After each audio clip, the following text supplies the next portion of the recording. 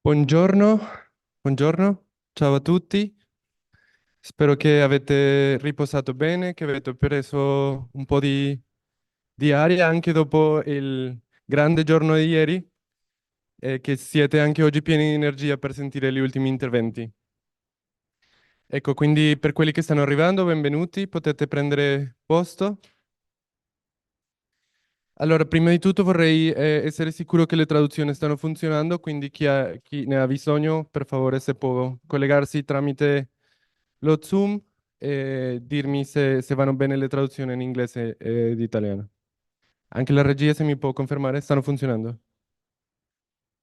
Per le traduttrici, per i traduttrici, le traduttrici, i traduttori. Ci siamo?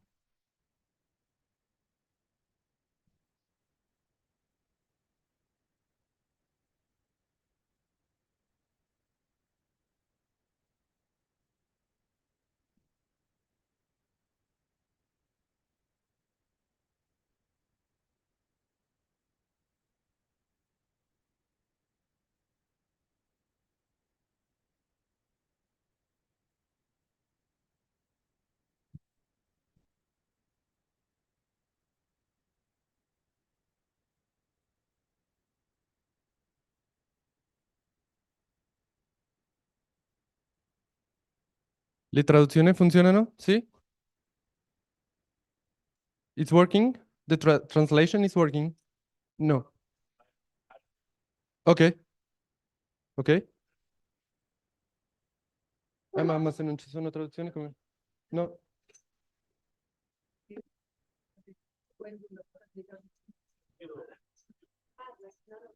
Ok, va bene. Comunque possiamo andare un pochettino avanti. Se non funziona. Are you?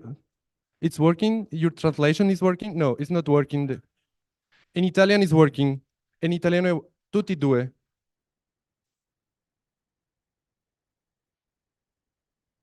It's working. Okay. So in the meantime, so for the next step, I can to say it in English and in Italian. So the next step is really easy. We want to evaluate the results of the project. So noi vogliamo evaluare i risultati del progetto. Per questo vogliamo chiedervi di fare, anche se questa mattina abbiamo già avuto la sveglia, proprio un email con questo, vogliamo chiedervi di fare la valutazione dei risultati. E per questo abbiamo questo QR code. Chi non ha fatto, vi preghiamo di farlo in questo momento. So we want to have a evaluation of the results. For this reason, we have the QR code here. I would like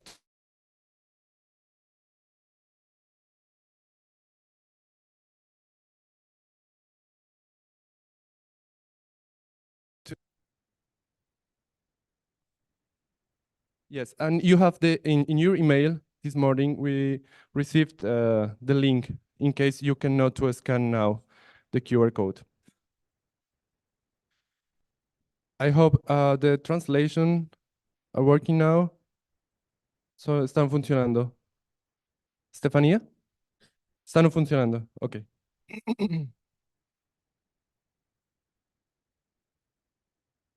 So 30 secondi e continuiamo. Intanto vorrei ricordarvi di lasciare le chiavi delle vostre stanze qua alla hall.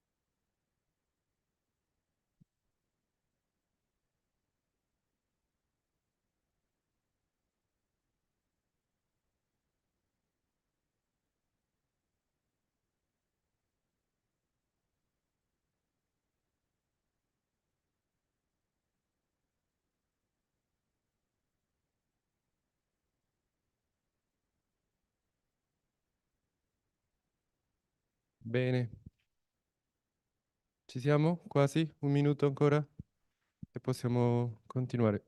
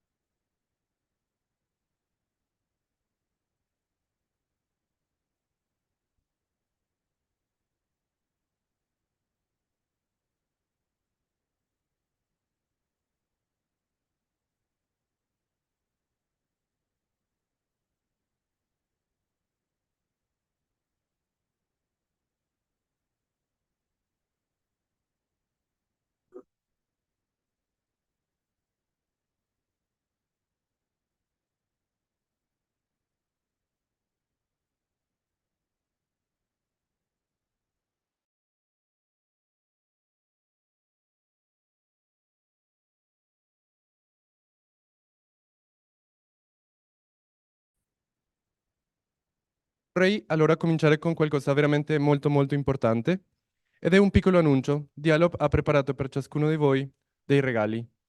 Quindi ringraziamo anche tutta la preparazione, sono dei prodotti che potete trovare lì. Volevamo dare a ciascuno un piccolo sacchetto. La difficoltà è che non sappiamo il vostro spazio, perché tanti prendono l'aereo, tanti prendono la macchina, quindi ecco, abbiamo deciso di lasciare tutto qua. Voi potete andare lì e prendere quello che volete, cioè pensando anche agli altri, senz'altro, però dipendendo anche del vostro spazio. Quindi questo è per voi, potete andare lì nella pausa, potete andare lì durante il pranzo prima di partire e prendere il vostro regalo secondo i vostri spazi. Ecco, quindi, grazie, grazie.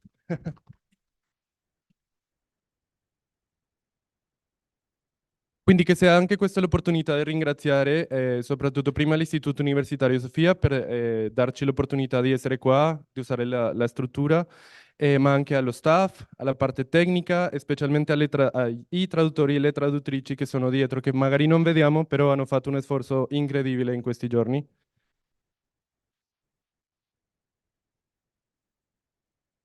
Poi a tutta l'organizzazione, a Dialop e soprattutto anche a voi, perché senz'altro questo non sarebbe stato così potente se non ci fossero stati i vostri interventi. Grazie mille, grazie a tutti, un applauso per tutti.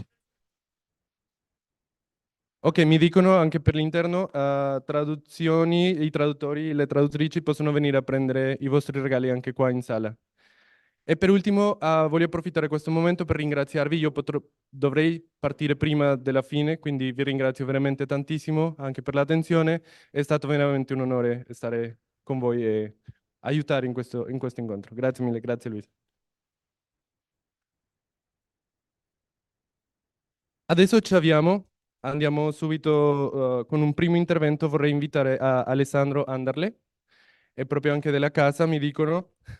Quindi lui è un laureato in filosofia e linguaggi della modernità e in scienze religiose presso l'Università di Trento.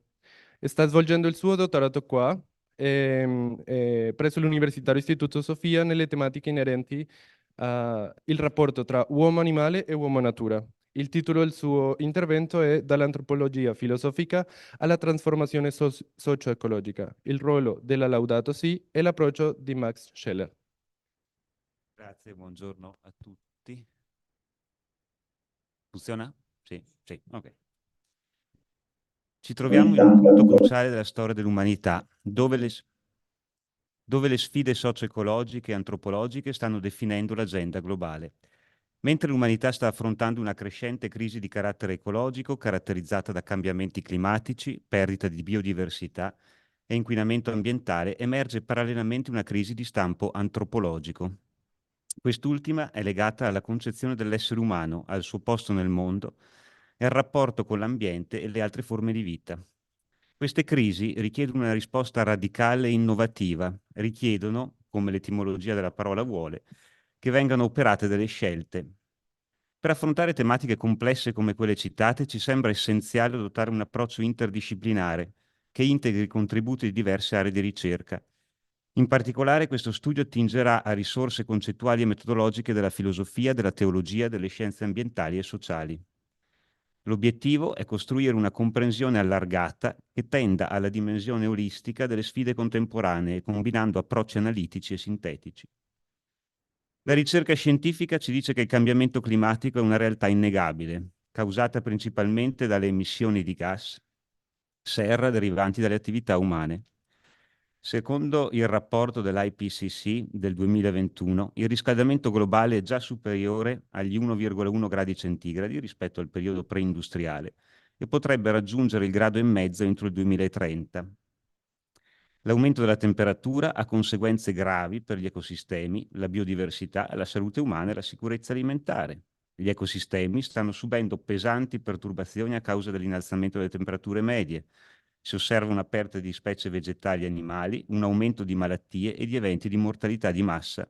Alcune estinzioni possono già essere ricondotte all'alterazione del clima. Si stima che il tasso di estinzione attuale sia 1000 volte superiore al tasso naturale. Un'etica sociale universale, come suggerisce il termine, dovrebbe prefiggersi in primo luogo di fornire una bussola in grado di orientare la morale collettiva verso il trascendimento delle frontiere culturali, geografiche e temporali, promuovendo una visione di giustizia e rispetto per tutte le forme di vita. Questa prospettiva etica, ben lungi dall'essere astratta, richiede un'attiva riflessione sulla nostra posizione e responsabilità nel mondo e sulle conseguenze delle nostre azioni sull'ambiente e sugli altri esseri viventi. L'enciclica Laudato Si di Papa Francesco rappresenta, a nostro parere, un significativo contributo per la formulazione, appunto, di un'etica sociale universale. Il documento, infatti, enfatizza la necessità di una conversione ecologica globale che riconosca il valore intrinseco di tutte le creature e il nostro comune appello alla custodia del creato. Papa Francesco propone, infatti, una visione olistica che combina rispetto per l'ambiente, giustizia sociale ed economica e contemplazione spirituale. In diversi passaggi l'enciclica richiama l'urgenza di un nuovo paradigma definito ecologia integrale, che superi visioni parziali e meccanicistiche, implicando uno sguardo complesso, capace di connettere le diverse crisi, appunto. Anziché pensare a problematiche isolate, occorre riconoscere l'interdipendenza tra povertà, ingiustizia sociale e degrado ecologico. Solo un approccio integrato a tali fenomeni interrelati può indicare vie d'uscite efficaci. La Laudato Si contiene, dal punto di vista concreto, una vibrante difesa del valore della biodiversità in sé, non solo in funzione delle necessità umane. Ogni creatura ha un ruolo e una ragion d'essere al di là della sua utilità per l'uomo. Distruggere specie animali e vegetali significa mutilare la complessità del creato. L'enciclica invita a riscoprire l'intima relazione con il mondo naturale, ammirandone la bellezza, piuttosto che dominarlo tecnocraticamente. Questa prospettiva dovrebbe avere la forza di orientare politiche economiche e ambientali più rispettose degli ecosistemi. E si pone a questo punto una domanda fondamentale, la quale dovrebbe suonare all'incirca in questo modo. Quale dovrà essere il ruolo dell'essere umano in questo processo di conversione ecologica? Con quale atteggiamento, da quale posizione dovrà esso affrontare questa crisi? L'antropologia filosofica ci sembra lo strumento critico adatto, poiché essa si propone di esaminare come concepiamo noi stessi e il nostro posto nel mondo. Questo approccio potrebbe quindi aiutarci a sfidare le visioni antropocentriche predominanti, pur tenendo chiaramente i riflettori accesi sull'umanità, e a sviluppare modelli più sostenibili e rispettosi della vita. Una rinnovata comprensione della condizione umana, nella sua fragilità ma anche responsabilità, è decisiva per lo sviluppo di nuovi paradigmi ecologici. A ciò va aggiunto che l'antropologia contemporanea invita a ripensare l'essere umano oltre la prospettiva individualistica, riscoprendone la costitutiva socialità ed interdipendenza. L'uomo va compreso come un nodo di relazioni sia con la comunità umana che con il più ampio mondo vivente. Questa visione relazionale può gettare le basi per un'etica della cura, della condivisione, della solidarietà, contro la deriva verso l'indifferenza data da ciò che potremmo definire il consumismo esistenziale. L'autore che qui più ci interessa in particolare è Max Scheler, filosofo tedesco e uno dei fondatori dell'antropologia filosofica, il quale ha sviluppato una visione dell'essere umano che lo colloca in una posizione unica e distinguibile rispetto alle altre forme di vita. Nel suo lavoro La posizione dell'uomo nel cosmo, egli sostiene che l'essere umano occupa una posizione centrale nel vasto panorama della vita terrestre. Questa posizione, contrariamente a quanto si potrebbe pensare, non è determinata solo dalla nostra capacità di ragionare o dal nostro potere fisico-tecnico, ma anche dalla nostra capacità di percepire, comprendere e rispondere al mondo che ci circonda in modi che vanno oltre le facoltà degli altri esseri viventi. Scheler sostiene che l'essere umano ha la capacità unica di trascendere se stesso, di guardare oltre il proprio immediato interesse personale e di considerare il benessere degli altri e del mondo in generale. Ciò può avvenire, seguendo il filosofo tedesco, grazie alla facoltà che l'essere umano ha di percepire e rispondere ai valori, e questo è ciò che ci permette di agire eticamente e di assumere la responsabilità delle nostre azioni. Questa capacità di trascendenza, tematizzata da Scheler, che si concretizza nel concetto di spirito, ci sembra ciò che potrebbe permettere all'essere umano di assumere un ruolo attivo nella cura e nella custodia del nostro ambiente, pur mantenendo la posizione centrale che esso oggi innegabilmente ha. L'essere umano si configura come persona in quanto è un essere dotato di interiorità spirituale, centro di atti intenzionali volti al mondo. Si potrebbe affermare che la dimensione della persona e quella dello spirito si implicano a vicenda, nel senso che non è possibile concepire una persona se non come essere spirituale e uno spirito se non come spirito personale. L'uomo dunque è persona nella misura in cui è capace di intenzionalità, di trascendere se stesso attraverso l'apertura agli altri, da cui è costituito come soggetto. La sfera personale coincide così con quella spirituale, esprimendo l'essenza stessa dell'essere umano. Scrive Scheler, aperte le virgolette. Noi connotiamo invece l'intera sfera degli atti con il termine spirito. Definiamo come tale tutto quanto presenti l'essenza di atti, di intenzionalità e di pienezza di senso, a prescindere dall'ambito in cui tutto ciò possa effettivamente manifestarsi. Dalle considerazioni fatte è chiaramente evincibile che ogni spirito è personale per necessità di natura ed etica e che l'idea di uno spirito impersonale è un controsenso. All'essenza dello spirito non ineriscono però né un io né la visione tra io e mondo esterno. La persona è piuttosto quanto si pone come unica e ontologicamente necessaria forma d'esistenza dello spirito, a condizione che si tratti di uno spirito concreto. Fine della citazione.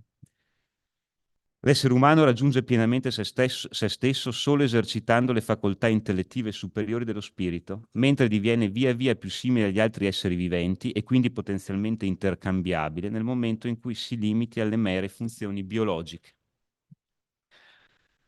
La ricerca ci ha così guidati in una sommaria esplorazione delle potenzialità dell'antropologia filosofica di Max Scheler per affrontare le crisi socio-ecologiche che si manifestano nella nostra epoca. La visione scheleriana dell'uomo come essere spirituale dotato della capacità di trascendenza mediante la percezione dei valori offre uno spunto prezioso per ripensare fenomenologicamente il ruolo dell'umanità nella cura del mondo che le si mostra dinanzi. mentre l'enciclica Laudato Si delinea un orizzonte etico di ecologia integrale che richiama le prospettive scheleriane dell'uomo come nodo di relazioni essenziali con l'ambiente e gli altri viventi. Collocando l'essere umano all'interno del manifestarsi della natura ed allo stesso tempo al di sopra di essa grazie alla dinamica dello spirito, questi approcci antropologici ci ricordano la nostra responsabilità morale nel promuovere fenotipi esistenziali rispettosi delle altre forme di vita e degli equilibri ecologici. Per concludere, risulta quindi centrale promuovere un cambiamento culturale più profondo, coinvolgendo tutti gli attori sociali in un processo educativo volto alla sensibilizzazione rispetto ai temi ecologici e alla riscoperta di una dimensione relazionale. In questo senso, le prospettive filosofiche come quella schleriana possono contribuire, illuminando gli aspetti antropologici alla base delle consolidate visioni che hanno condizionato le dinamiche socio-economiche contemporanee. Grazie.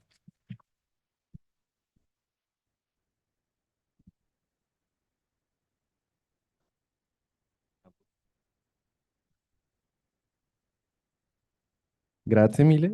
Adesso sì. Adesso vorrei invitare a Francesco Camelli e Giulia Tamenni. Ehm, Loro sono studenti di dottorato, sono ricercatori presso il Dipartimento di Ingegneria Industriale dell'Università di Padova. Il titolo del loro intervento è Nuove tecnologie per una società circolare.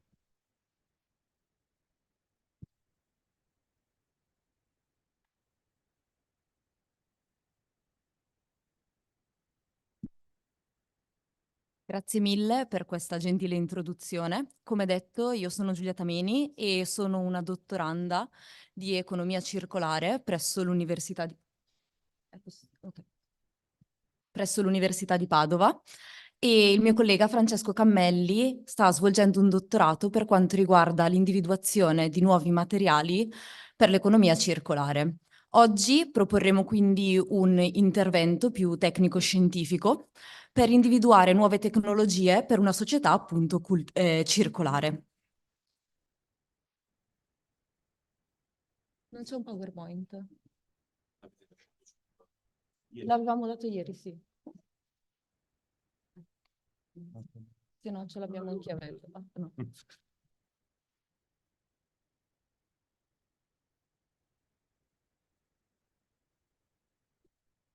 No, guarda, ce l'abbiamo anche avuto. Avevamo mandato il link.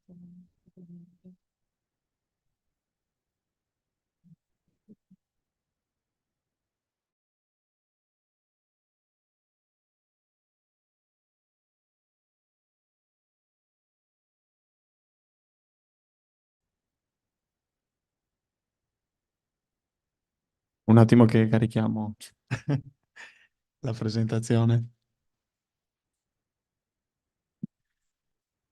Ma il nostro contributo, come diceva Giulia, è un po' magari distante da quello che avete sentito finora, perché noi insomma io sono un chimico, Giulia è un ingegnere dei materiali, vi vogliamo raccontare un po' di come si muove il mondo della ricerca in Italia e in Europa su questi temi, perché sono temi caratterizzanti di tutte le aree di ricerca, sia chimiche che tecnologiche. Speriamo che il nostro contributo possa essere di stimolo per comprendere quali sono i trend, diciamo, le potenzialità e le possibili applicazioni. Noi non ci occupiamo degli aspetti economici di questi processi, ma proprio di quelli tecnici e di interconnessione tra il rapporto che ha l'uomo con la natura. Ma adesso lascio la parola a Giulia. Grazie, scusate questo intermezzo. Possiamo dire che i sistemi economici e produttivi che hanno grosso modo caratterizzato l'industrializzazione degli ultimi 2 secoli della storia pressoché europea ma anche mondiale, pur distinguendosi per le loro caratteristiche politiche e sociali, sono stati tutti accomunati da una produzione che possiamo definire lineare. E possiamo anche fare nostro il motto prendi, produci e smaltisci. Accanto all'aggettivo lineare possiamo metterne anche un altro, ovvero l'aggettivo estrattivista, dal momento che le materie prime per la produzione di un oggetto vengono sempre considerate come vergini. Questo sistema produttivo si basa appunto sull'estrazione, sulla produzione, distribuzione, consumo e smaltimento. Durante lo smaltimento, l'oggetto che avevamo prima prodotto può rappresentare solo una cosa, ovvero un rifiuto. È facile quindi capire che questo sistema produttivo ha dei limiti per quanto riguarda soprattutto l'esauribilità delle risorse. Infatti, ogni volta è necessario partire da dei materiali vergini. Accanto a questo, individuiamo sicuramente una inefficienza di tipo economico. O meglio, dobbiamo sempre chiederci per chi è economico un determinato oggetto. Magari può esserlo per noi, ma qualcuno sta pagando il resto del prezzo. E infine vogliamo concentrarci sull'impatto ambientale, dal momento che una produzione di questo tipo non può far altro che aumentare la quantità di rifiuti presenti nelle discariche. Per quanto siamo consci che tutti e tre gli aspetti sottolineati rappresentino un problema, oggi vogliamo concentrarci sull'impatto ambientale. Già a partire dagli anni 60 si sono iniziate ad introdurre alcune tecniche per la quantificazione sia dell'energia che dell'anidride carbonica che ogni oggetto poteva avere sull'ambiente. E in particolare il Life Cycle Assessment è una tecnica quantitativa, cioè ci permette di passare da un approccio qualitativo a sostanzialmente dei numeri.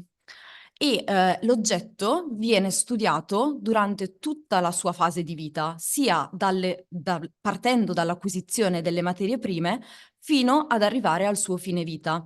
E il fatto che in questa tecnica ci sia già l'aggettivo cycle ci fa pensare a un'inversione di tendenza. La metodologia LCA è piuttosto semplice, ma impattante, possiamo dire così, e si basa su 4 diversi punti. Il primo è l'individuazione dell'obiettivo e dello scopo, cioè banalmente perché sto facendo questa analisi e è fondamentale in questa fase definire i confini dell'analisi. Poi si passa all'analisi dell'inventario, ovvero gli input e gli output energetici, e si risponde a domande come quant'è l'utilizzo del suolo per la produzione di questi materiali, quanta acqua mi serve, quanta energia serve, cosa posso fare del rifiuto solido una volta che l'ho ottenuto. Si entra poi nell'analisi vera e propria, ovvero l'analisi dell'impatto, quantificando sia l'energia che l'impronta di anidride carbonica che viene dispersa nell'ambiente e infine si vogliono riportare in modo semplice e figurativo, quindi tramite dei grafici, i risultati che si sono raccolti nelle fasi precedenti. Vi propongo un esempio semplice, quasi didattico potrei dire, e ovvero quanto impattano 100 bottiglie di acqua sull'ambiente. Nel momento in cui io penso ad una produzione, devo definire i materiali e ad esempio posso partire da 2 tipologie diverse di materiali, per la bottiglia e per il tappo. E ovviamente devo considerare che queste bottiglie saranno riempite di acqua, nel caso in esame. La produzione delle bottiglie stesse ha un impatto e la tecnica con cui vengono prodotte può portare a un impatto superiore o inferiore sia a livello energetico che per quanto riguarda l'anidride carbonica. Una volta che ho prodotto queste bottiglie, queste dovranno essere trasportate e anche il metodo con cui decido di trasportarle ha un impatto diverso. Se considero ad esempio una movimentazione su strada o ad esempio via nave o via aerea. E infine devo considerare anche che durante la fase di utilizzo ho comunque un dispendio energetico. Ad esempio, se immagino di utilizzare queste bottiglie in un'attività commerciale, dovrò refrigerarle e quindi ho bisogno di energia elettrica. Abbiamo quindi definito i confini del nostro sistema e possiamo quindi quantificare sia l'energia interna che l'anidride carbonica prodotta nelle varie fasi. E potete vedere che tramite un programma semplice chiamato Eco Audit è possibile ottenere questi grafici. E visivamente ci si rende conto che la fase più impattante è la fase dei materiali. Quindi potrei già pensare a una sostituzione dei materiali o anche a una diminuzione dello spessore delle bottiglie. È, diciamo, emblematico pensare che negli ultimi 15 anni lo spessore delle bottiglie è diminuito del 30%. Ma vogliamo concentrarci sulla zona, diciamo, in rosa, che rappresenta un potenziale che il nostro materiale ha. Infatti, la Life Cycle Assessment consente di pensare al rifiuto non più in quanto tale, in quanto rifiuto, ma come una risorsa, dal momento che può essere o riciclato o reingegnerizzato oppure riutilizzato. Prendo io la parola. Partendo dalle informazioni che vengono ricavate da questo genere di analisi, possono essere sviluppati dei metodi alternativi di produzione. Ora vi parlo di quello che sicuramente tutti noi abbiamo sentito maggiormente, ovvero la circular economy. Ma di cosa si tratta? Cosa significa parlare di economia circolare? L'economia circolare possiamo intenderla come un insieme di pratiche, di metodi e di approcci volti a minimizzare l'impatto ambientale di un manufatto, di un oggetto, di un prodotto. Cosa significa questo? Significa progettare dei prodotti che possano essere condivisibili, prestabili, riutilizzabili, rigenerabili e riparabili e infine riciclabili. Per farvi un esempio, un frigorifero che viene progettato secondo questa filosofia produttiva sarà sicuramente un frigorifero che dura il doppio o il triplo di quelli attualmente in commercio, che viene costruito minimizzando la materia prima vergine che viene utilizzata, sarà progettato per essere facilmente riparabile qualora avesse dei guasti ed infine, una volta esaurita la sua vita utile, sarà facilmente scomponibile nelle varie parti che verranno più facilmente riciclate. Tutte queste, diciamo, caratteristiche del prodotto devono essere pensate in partenza e vi garantiamo che non sono assolutamente quelle dei prodotti che oggi troviamo in commercio. Abbiamo parlato di molti aspetti che costituiscono l'economia circolare, noi ci concentriamo sul riciclo, che forse è quello che tutti e tutte noi conosciamo meglio. Il riciclo tradizionale che abbiamo in mente è quello che tecnicamente viene definito il riciclo chiuso, a ciclo chiuso. L'esempio classico è quello della lattina di alluminio di Coca-Cola o di Fanta, che in seguito ad un processo di riciclo viene rifusa per creare una nuova lattina. Esistono però altre tipologie di riciclo, ad esempio il riciclo a ciclo aperto. Una bottiglia di plastica può essere riciclata, il polimero può essere rifuso per ottenere fibre tessili. Da qui qualcosa che forse è nuovo a molti di voi, ovvero il concetto di upcycling. Si tratta di un riciclo a ciclo aperto dove il prodotto finale deve avere o si spera che abbia un valore aggiunto maggiore rispetto a quello di partenza. E qui partiamo su un esempio concreto che poi è quello della nostra attività di ricerca, il riciclo del vetro. È opinione comune pensare che il vetro sia completamente, infinitamente riciclabile. Quando però si vanno a vedere i dati si scopre che meno del 30% del vetro in Europa viene riciclato. Per quale motivo? I motivi sono moltissimi. Ci possono essere delle impurezze che limitano la possibilità di rifondere il vetro. Durante le fasi di trasporto del rifiuto questo si macina, si polverizza e le polveri più fini non possono essere rifuse per limiti tecnici industriali. Non solo, ma noi abbiamo presente il vetro comune, che è quello delle bottiglie, dei bicchieri, ma esistono molti altri tipi di vetro che hanno delle caratteristiche particolari che limitano il suo riciclo. Pensiamo al vetro dei lunotti delle automobili, il vetro delle pirofile che utilizziamo in cucina per cucinare, o il vetro farmaceutico, che è quello di cui noi ci occupiamo, dove sono stati contenuti i sieri di vaccino che ci hanno portato fuori dalla pandemia, o i vetri con cui vengono create le siringhe che si usano in ambito medico. Ad oggi tutto questo vetro viene depositato in discarica. È un danno per l'ambiente? No, perché questo vetro non è un inquinante. Però, dalle analisi LCA, noi sappiamo che questo vetro ha un'energia potenziale e quindi è uno spreco in questo senso. Per produrlo abbiamo consumato molta energia e ora la stiamo gettando via. Il processo di upcycling di cui per esempio ci occupiamo è quello di ottenere da polveri di vetro non riciclabile, tramite dei processi, dei trattamenti chimici che sono caratterizzati da un'estrema economicità, estrema sicurezza ed estrema semplicità ed un consumo di energia risibile, dei materiali per l'edilizia, alternativi al cemento per molte delle sue applicazioni, o addirittura la produzione di mattoni come quelli che potete vedere in fotografia e che possono avere applicazioni nell'edilizia. Ora ci si chiede, ma per quale motivo dobbiamo andare a produrre dei mattoni o delle alternative al cemento? Beh, la produzione di cemento e la produzione di materiali per l'edilizia è una delle più impattanti tra tutte le produzioni industriali che si hanno. Per produrre del cemento bisogna partire da materiale che viene estratto da delle miniere e che viene riscaldato oltre i 1600 gradi, temperature che vengono raggiunte per combustione di gas o molto più spesso per combustione di polvere di carbone. In questo caso noi evitiamo tutto questo dispendio di energia, evitiamo diciamo, estrarre materie vergini ed utilizziamo un rifiuto prima inutilizzato per produrre materiali per l'edilizia.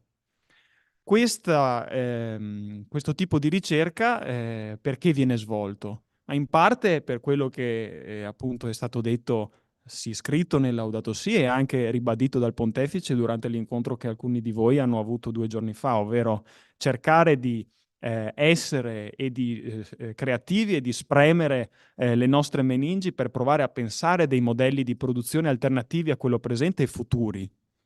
Dei modelli di produzione che siano sicuramente molto più in armonia con la natura e con l'ambiente, ma questo magari dal punto di vista di noi occidentali. In realtà c'è anche un altro aspetto.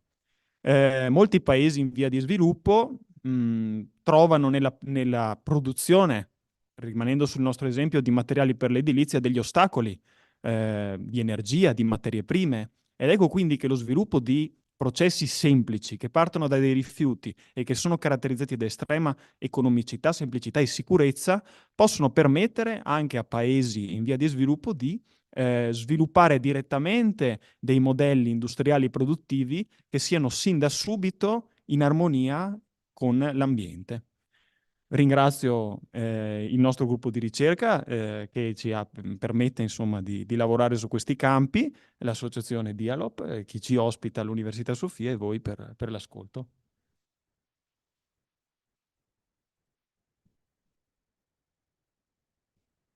Grazie Francesco, grazie Giulia. Adesso,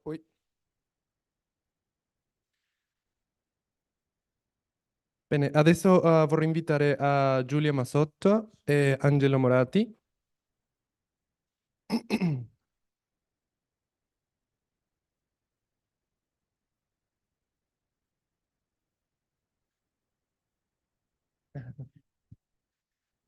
Allora, Giulia si occupa di temi come la gestione e la comunicazione della sostenibilità. La sua formazione è su Green Jobs e Circular Economy presso l'Università Cattolica del Sacro Cuore a Brescia. Mentre Angelo sta facendo il suo dottorato in Management, Production and Design presso il Politecnico di Torino. La sua ricerca riguarda i modelli integrati di sostenibilità e la valutazione dell'impatto. Il titolo del loro intervento è Benefit Corporation e Laudato Si, una vera alternativa al paradigma del progresso. Grazie. Perfetto. Buongiorno a tutti. Ringraziamo innanzitutto l'organizzazione. Il nostro lavoro viene da un gruppo in realtà di lavoro che presenterà una ricerca presenta una ricerca originariamente suddivisa in 3 parti. Nella prima parte la collega presenterà questo paradigma delle benefit corporation, quindi un modello economico nuovo che appunto intende porsi come alternativa di economia civile al paradigma tecnocratico del progresso. Nella seconda parte presenterò come questo movimento e alcuni suoi principi possono essere ricondotti e riletti anche alla luce del contenuto della Laudato Si, dell'enciclica. E poi il lavoro originale include anche una terza parte in cui il principio di interdipendenza, che poi presenteremo, che tutte le benefit corporation sono tenute a siglare, viene riletto in chiave del principio trinitario, quindi anche con una visione teologica. Purtroppo il collega che ha sviluppato questa parte finale del lavoro non è potuto essere presente oggi, quindi ci limiteremo a presentare le prime due parti del lavoro, ma comunque è a disposizione nel paper se qualcuno fosse interessato a questo tema. Quindi lascio la parola alla collega per la prima parte. Grazie mille. Buongiorno a tutti. Appunto, come diceva il mio collega, parlerò delle Benefit Corporation, che diciamo è una realtà nata negli ultimi anni, possiamo dire, negli ultimi decenni, proprio perché il paradigma del progresso, così come è stato conosciuto, così come forma di economia neoclassica, ha comportato, diciamo, la nascita di nuovi modelli alternativi. Infatti, numerosi oggi sono gli standard nuovi che vengono ad essere presentati e le società, le realtà che stanno anche creando strumenti per dimostrare il proprio impatto sia economico che sociale ed ambientale. Tra questi, ad esempio, è appunto fondamentale citare le Benefit Corporation, in quanto quello delle Benefit Corporation o B Corp è il movimento nato negli Stati Uniti dal 2006 grazie all'organismo, all'ente Dialop, che è nato appunto con l'obiettivo di sostenere e promuovere le imprese che bilanciano il profitto sia a livello il profitto e l'impatto sociale oltre che ambientale. Il movimento desidera infatti produrre un cambiamento su scala globale, affrontando tutte le sfide della contemporaneità e affrontando le sfide comuni a livello internazionale, quindi povertà, cambiamento climatico e combattere anche le disuguaglianze.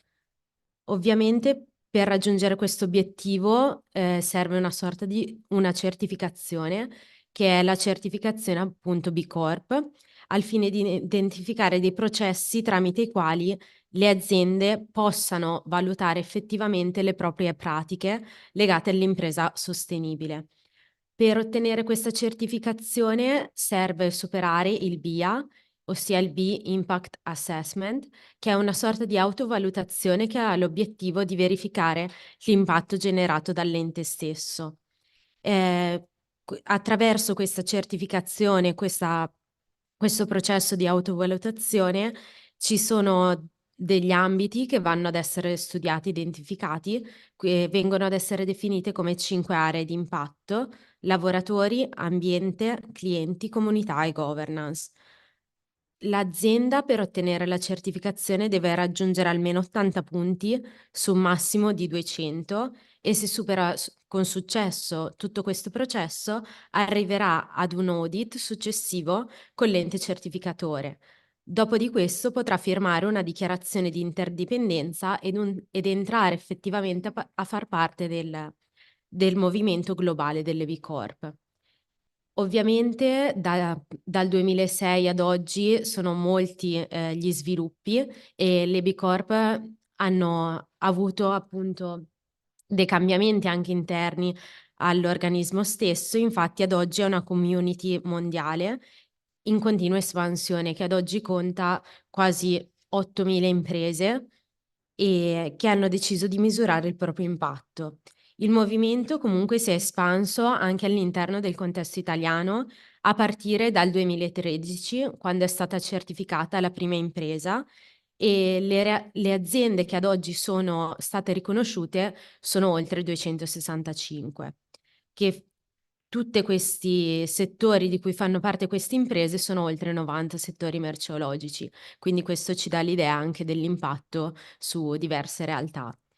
Nel corso degli anni questo movimento infatti si è sempre più diffuso e ha attirato in tutto il mondo l'attenzione delle imprese. Infatti sempre nuovi stati si stanno aggiungendo, diciamo, a queste imprese riconosciute e stanno cercando di cambiare il proprio modo di operare. Questo impegno comunque deve durare nel tempo e non essere solo funzionale al raggiungimento di questa certificazione, quindi non è un processo che termina.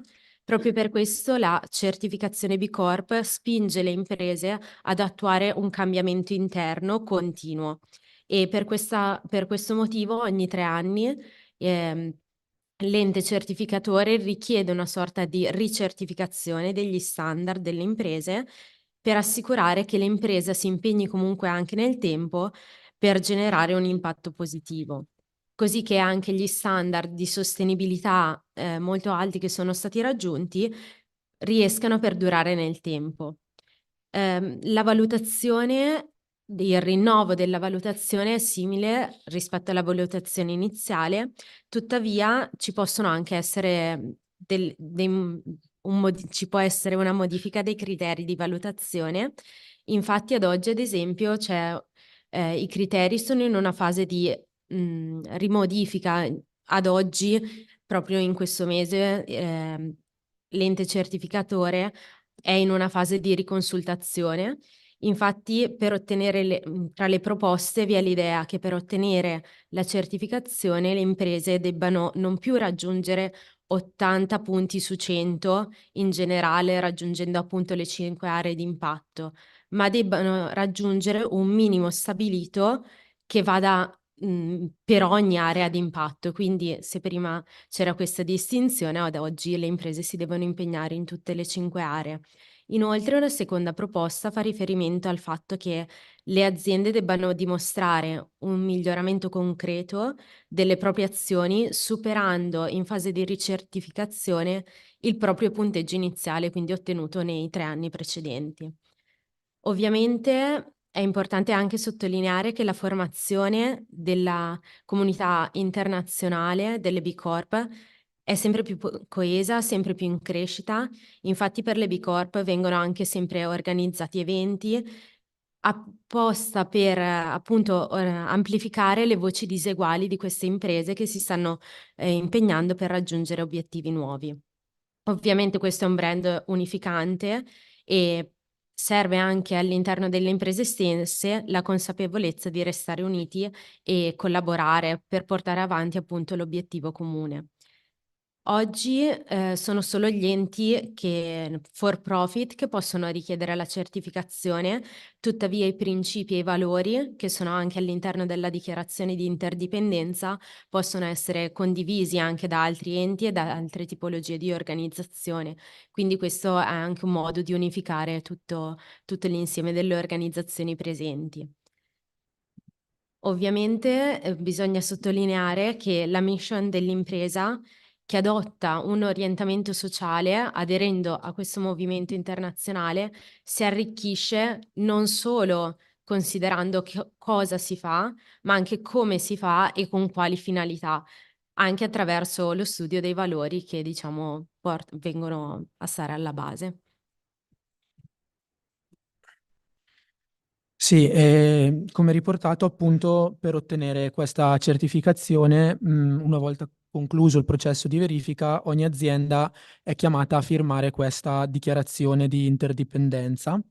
Si tratta di uno strumento con cui le B Corp scelgono liberamente di sottoscrivere una vera e propria alleanza che le vincola a generare un impatto positivo indipendentemente poi dal fatto che chi lo riceve ne sia consapevole o meno dell'impegno che queste aziende stanno operando per il loro benessere. Questa dichiarazione sottolinea appunto questo principio dell'interdipendenza che è presente non solo tra le aziende, ma anche tra ciascuna azienda e le comunità in cui opera e l'ambiente, quindi riflettendo il loro impegno nel considerare anche gli impatti che le loro azioni hanno su tutti gli stakeholder, ivi incluso per esempio l'ambiente circostante. La dichiarazione sottolinea la volontà delle imprese di agire insieme per permettere lo sviluppo di una nuova economia emergente e di essere il cosiddetto cambiamento che queste aziende cercano nel mondo. Firmando la dichiarazione, le aziende si impegnano a perseguire scopi che vanno chiaramente oltre la mera produzione di profitto e per tale ragione tutti gli stakeholder che ruotano attorno alla vita dell'impresa devono essere considerati e i loro interessi devono essere bilanciati nella consapevolezza che appunto ciascuno è dipendente dall'altro e quindi in un certo qual modo responsabile anche nei confronti di generazioni future, per esempio. Tramite la dichiarazione quindi si incorpora una ottica di sostenibilità di lungo termine e di cooperazione, nell'idea che il raggiungimento degli obiettivi prefissati è reso più semplice tramite la collaborazione tra altre organizzazioni con cui si condividono obiettivi e valori che quindi non sono viste come rivali o competitor di mercato, ma appunto come enti che condividono una base comune.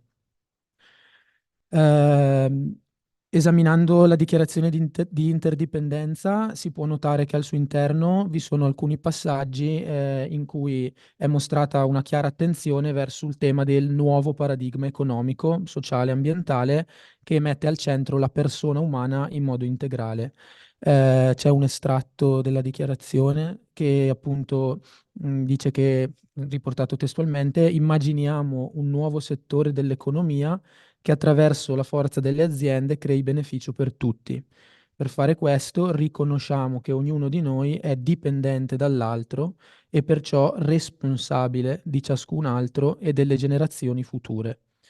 Chiaramente è un impegno anche complesso, questo che viene identificato all'interno della dichiarazione, che però appunto essendo anche difficile richiede un supporto reciproco e tant'è che quello delle B Corp è un movimento di una rete globale durante i quali, cioè all'interno della quale ogni azienda può trovare un sostegno dell'altra. Questi principi che abbiamo riportato, chiaramente, pur essendo il movimento completamente laico, sia dal punto di vista religioso e anche completamente apolitico, ciò nonostante è abbastanza chiaro come sia possibile trovare un collegamento con, per esempio, i principi espressi all'interno dell'enciclica Laudato Si. Eh, Chiaramente enciclica che, come tutti sappiamo, ha avuto un impatto estremamente significativo non solo nella Chiesa cattolica, ma in tutta la società. Solo per fare alcuni esempi, l'enciclica parla in modo perentorio quasi della necessità di sviluppare una nuova economia più attenta ai principi etici, che i frutti della terra e dell'economia devono andare a beneficio di tutti, quindi quasi le stesse parole, gli stessi termini che sono proprio in questa dichiarazione di interdipendenza delle B Corp. Ancora più evidente nella Laudato Si' il richiamo a uno sviluppo realmente integrale del benessere delle generazioni future che sono considerate in stretta relazione e appunto dipendenza con le generazioni attuali, tanto che lo stesso pontefice rileva che non si è ancora riusciti ad adottare un modello di produzione che assicuri risorse per tutti e per appunto le generazioni future, quindi anche qui stessa terminologia che si trova nella dichiarazione di interdipendenza. Concludo quindi dicendo che nonostante ci sia ancora un po', forse non a livello accademico, ma nella mentalità comune, una visione delle organizzazioni for profit come orientate esclusivamente al conseguimento del profitto, quindi c'è ancora un lavoro da fare di sensibilizzazione da questo punto di vista e anche di spesso le aziende vengono viste come distanti magari dai valori che invece sono propri della Chiesa o della dottrina cristiana. In realtà, appunto, questa realtà delle B Corp, in tutta la sua laicità, sembra comunque allinearsi ai principi esposti dal pontefice nell'enciclica. Quindi tutti siamo chiamati a operare insieme in una direzione, tutti siamo interdipendenti e è quindi necessario unire le forze e operare in comunione. E questa condivisione valoriale, questo impegno concreto verso l'istituzione di un nuovo paradigma economico, quindi dovrebbe divenire leva e strumento da sfruttare per il perseguimento di questi obiettivi comuni. Grazie. Angelo, mi sentite? Sì, Angelo, Giulia, grazie mille. Allora vi invito a passare sull'altra parte del palco e adesso anche a sì, Giulia, Francesco e Alessandro. Mhm. Prego. Oggi siamo tanti sul palco. Vediamo come facciamo con col microfono. Benissimo, grazie mille, grazie per i vostri interventi. Se mi permettete, vorrei fare una domanda molto specifica, soprattutto a voi due, ehm, che ha riguardo all'intelligenza artificiale, perché parliamo di tante cose di sostenibilità del futuro, però non abbiamo ancora, non ho sentito molto su ehm, questo strumento, no?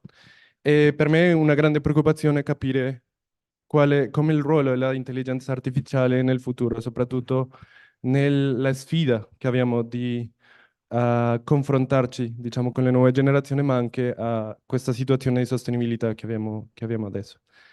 E- Allora, per quanto riguarda il nostro campo di ricerca,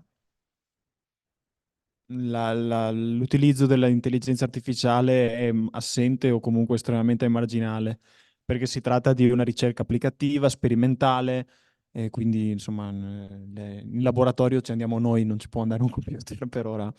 È vero però, già anni prima, cioè ben prima che l'intelligenza artificiale diventasse qualcosa accessibile a tutti, negli ambiti di ricerca è uno strumento fondamentale quando è necessario elaborare enormi quantità di dati. Pensiamo agli studi di fisica, di astrofisica o comunque altri campi dove ci sono enormi quantità di variabili di dati da considerare, allora la possibilità di ottimizzare i processi di calcolo è sicuramente uno strumento molto efficace. Però per quanto riguarda il nostro ambito di ricerca, no, è il ruolo del gruppo, delle persone che lavorano e come lavorano è fondamentale e lo sarà probabilmente anche in futuro. Sì, una cosa, diciamo, particolare, almeno per quanto riguarda il mio dottorato, è stato vedere la differenza di quando l'intelligenza artificiale è arrivata, diciamo, nelle mani di più o meno tutti. E banalmente, quando pubblichiamo un articolo scientifico, fino a 2 anni fa, non c'era nessuna clausola riguardante l'intelligenza artificiale e il fatto che l'articolo fosse scritto da delle persone. Adesso, quando andiamo a pubblicare un articolo scientifico, dobbiamo dichiarare che quello che abbiamo scritto non è stato, diciamo, dato in pasto a un'intelligenza artificiale che ha elaborato poi il testo scritto.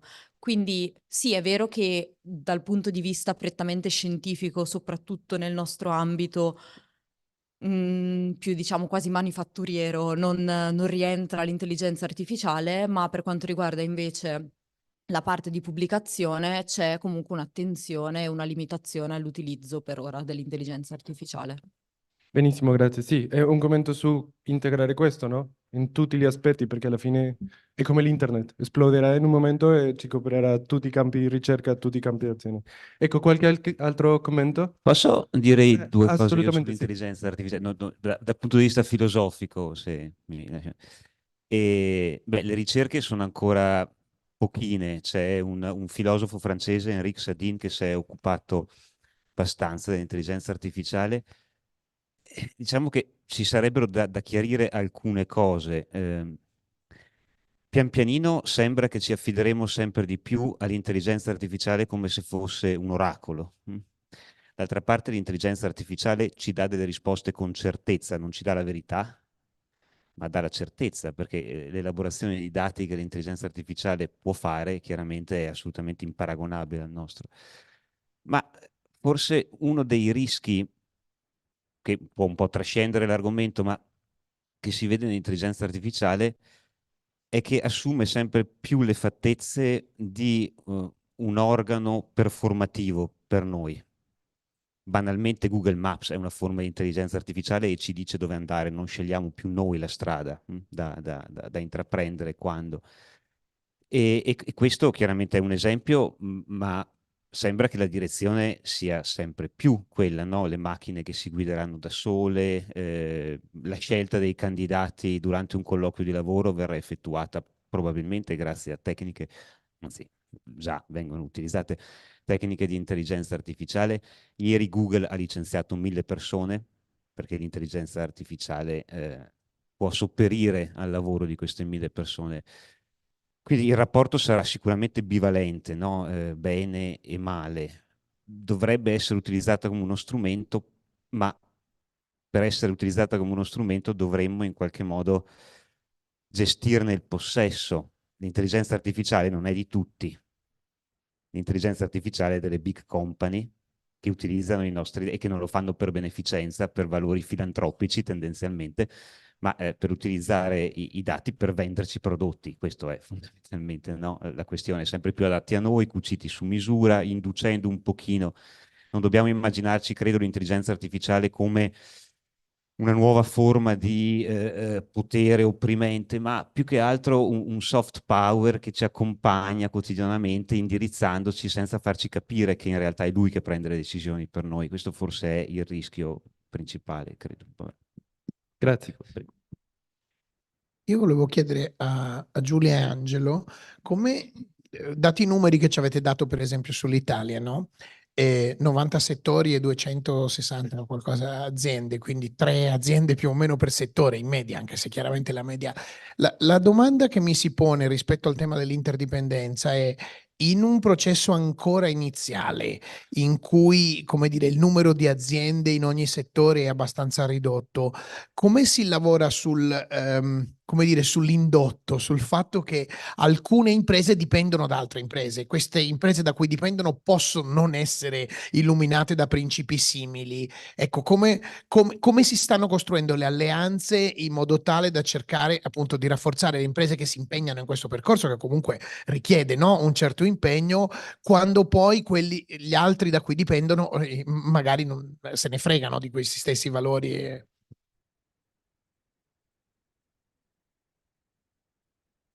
Sì, diciamo che quella è un po' la sfida, diciamo che le imprese assumono anche facendo parte di questo movimento. L'ente certificatore comunque si impegna anche a livello, ad esempio, italiano, alla creazione di vere e proprie reti tra le imprese, quindi ad esempio a settembre, se non sbaglio, è stato il mese delle B Corp in Italia, quindi c'è stato un evento durato più giorni a Milano, quindi dedicato proprio all'incontro tra le imprese stesse, quindi imprenditori che si sono ritrovati e hanno avuto l'occasione di incontrarsi.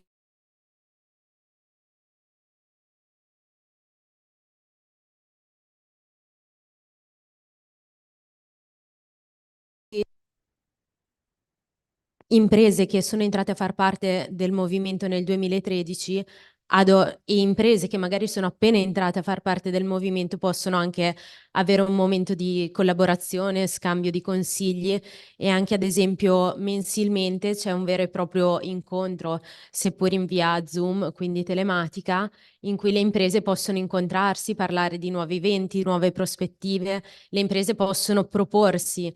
Quindi sì, è difficile, ad esempio, magari per le imprese collaborare nella propria realtà con imprese che magari non condividono la stessa visione, però diciamo che è più una rete che viene piano piano a costruirsi, almeno secondo la mia visione, quindi imprese che si influenzano o magari imprese che proprio perché sentono da altre imprese suggerimenti, nuove visioni, decidono di interessarsi a questo mondo. Quindi è più uno scambio che avviene nel quotidiano dal mio punto di vista e poi tende a crescere anche tramite questi piccoli eventi o tramite l'incontro di imprenditori che magari non conoscono nemmeno la realtà, ma si interessano perché vogliono magari cambiare o si pongono nuovi interrogativi.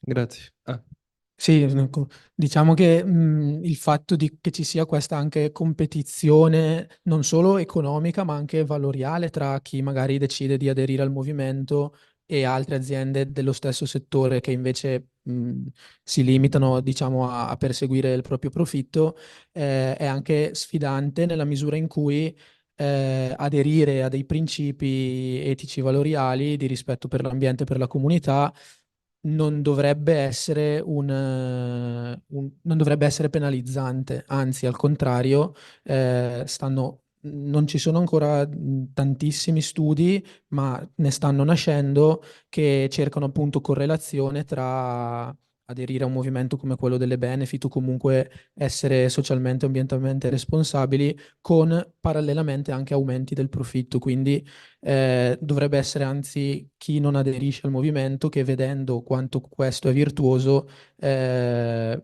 viene portato ad allinearsi a quello e non il contrario, cioè un'azienda che invece dice cavoli io devo fare dei sacrifici per essere ambientalmente responsabile e tu che sei nel mio stesso settore non li fai e sei più furbo.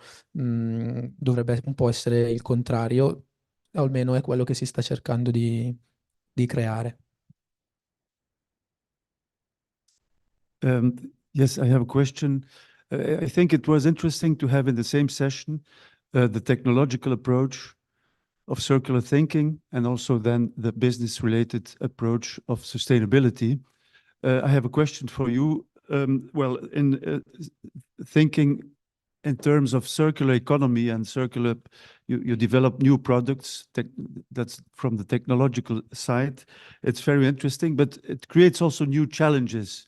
One of the challenges of circular thinking is the end of life, which is, for example, in time, it may be far away.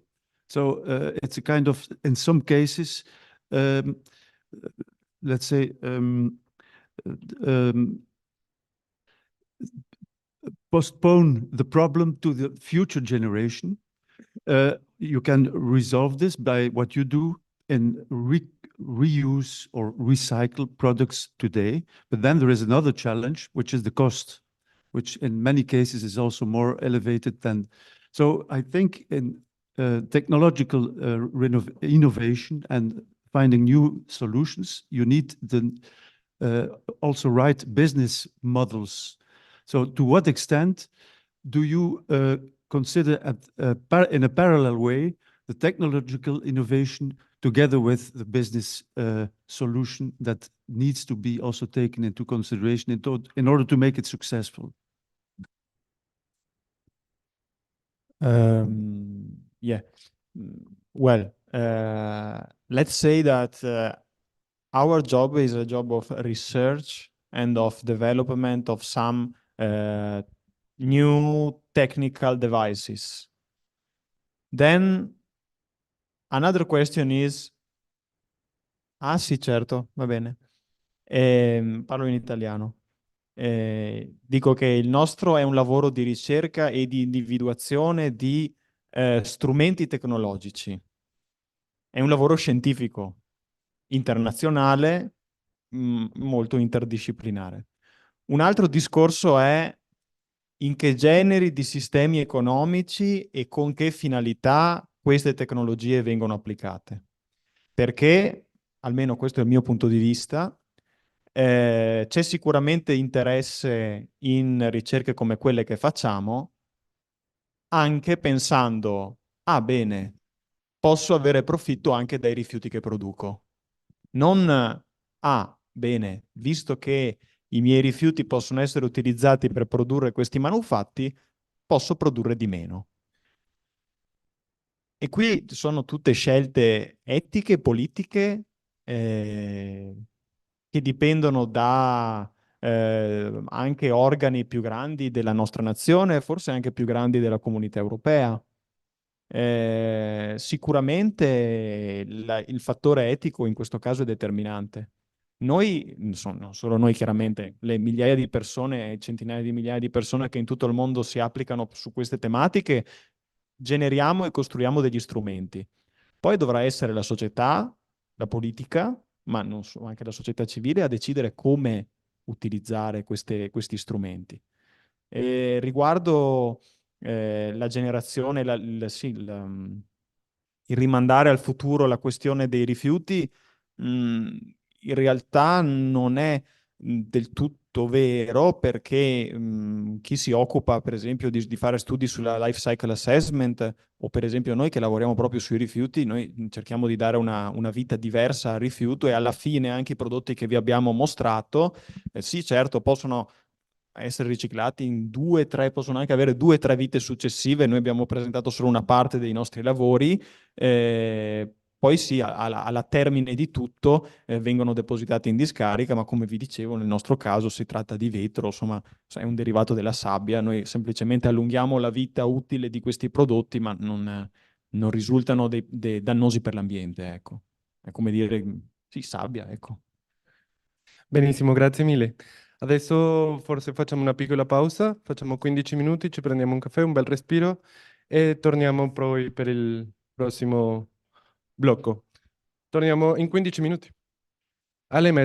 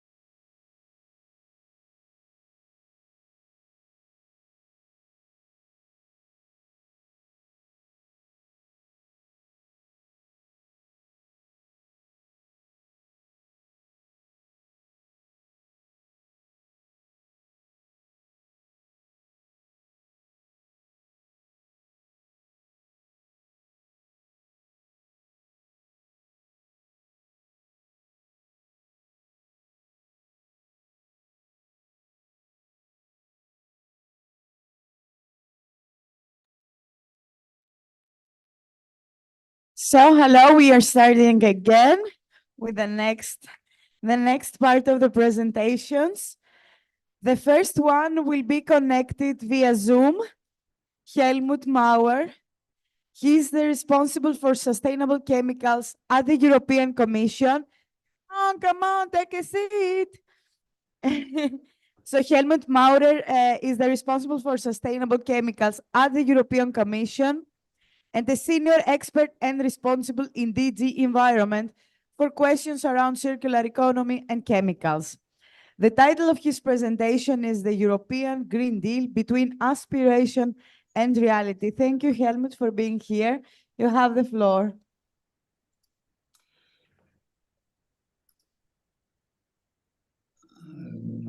Let's see how this works.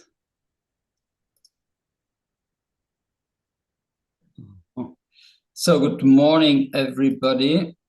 Thank you very much for this kind invitation.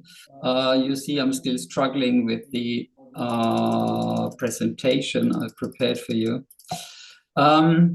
It's a very big pity that I can't be there. I've noticed that over the 3 days you had extremely important and interesting presentations and discussions. And it would have been a great pleasure for me to share this with you live, by being present was not possible due to a collision of obligations. Just one thing to make clear, I thought I had made it clear various times. I'm not working for the European Commission any longer because I've passed 67 years of age, and at that time you get retired. Even if you don't want to be retired, you get retired in public service. And what you said, I was senior expert in sustainable chemicals. That is true, but this was the past. Now I'm working as an advocate again. But as you see, at many opportunities, I still talk about this passionate topic of sustainability and in the context of the Green Deal. And that's why I'm presenting you this topic here, the Green Deal between aspiration and reality, because what we all already know without big presentation is that the Green Deal takes a big mouthful. It wants to be a growth strategy within planetary boundaries and has a high aspiration and ambition. But the question is, how realistic is this, and what can we really achieve with the Green Deal? And that is what I'm going to talk about. In actual fact, so just let's see how I get this presentation moving. Yeah. In actual fact, the Green Deal is a strategy which was adopted in 2019 by the European Commission, and it's noteworthy to recall that before the Green Deal, under the Juncker Commission, we had a big topic, and that topic was jobs and growth. Jobs and growth, very interesting. And the Green Deal now contrasts this mantra, jobs and growth, by saying growth, yes, but it must be sustainable and it must respect the planetary boundaries. That's very laudable that the Green Deal wants to do this, but at no place in this Green Deal you will find even a line of text that would explain what growth is meant. And if and this is to my mind, this is a big deplorable gap in the whole Green Deal communication, because the growth the Green Deal evidently wants to address is a linear growth, is a growth which is the growth of an extractive industry, which is the growth of material and energy, leading inevitably to more waste. And it would have been very worthwhile to discuss this growth conception and to ask the question whether this all is possible, what the Green Deal wants to achieve, without questioning in principle what growth we mean when we say growth. So that is extremely vital to highlight. As you see here, the Green Deal wants to encompass the whole, all the fields of policy, from agriculture to industrial production, from zero pollution to building and renovation. That's all extremely ambitious. And in all these sectors, there will be legislation. It's still underway. And my Commission colleagues have worked extremely hard during the past years to get out this legislation. Ultimately, a lot in the term of this Commission will not be adopted and will be left for the next Commission. God knows what kind of next Commission this will be. So reconciling growth and the planetary boundaries. The most prominent planetary boundary we know is climate change, we know. And it's not the only one. There's biodiversity, which is equally important, but less talked about. But the most imminent and the most pressing is probably climate change for the moment. And it's also very much in the press.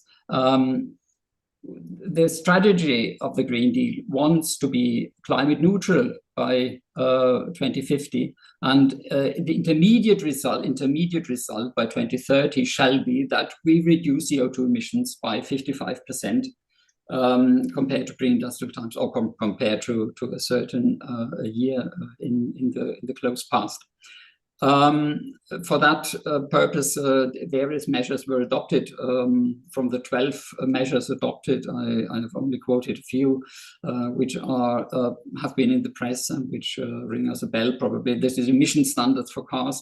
But maybe one or the other of you remembers the emission standard for cars, very important for German industry. German car industry is extremely important in Europe, and you can't imagine the lobby resistance from German car industry to resist lower car emission standards. By 2035, we want to be climate neutral, emission neutral as regards cars, and very questionable whether we reach this.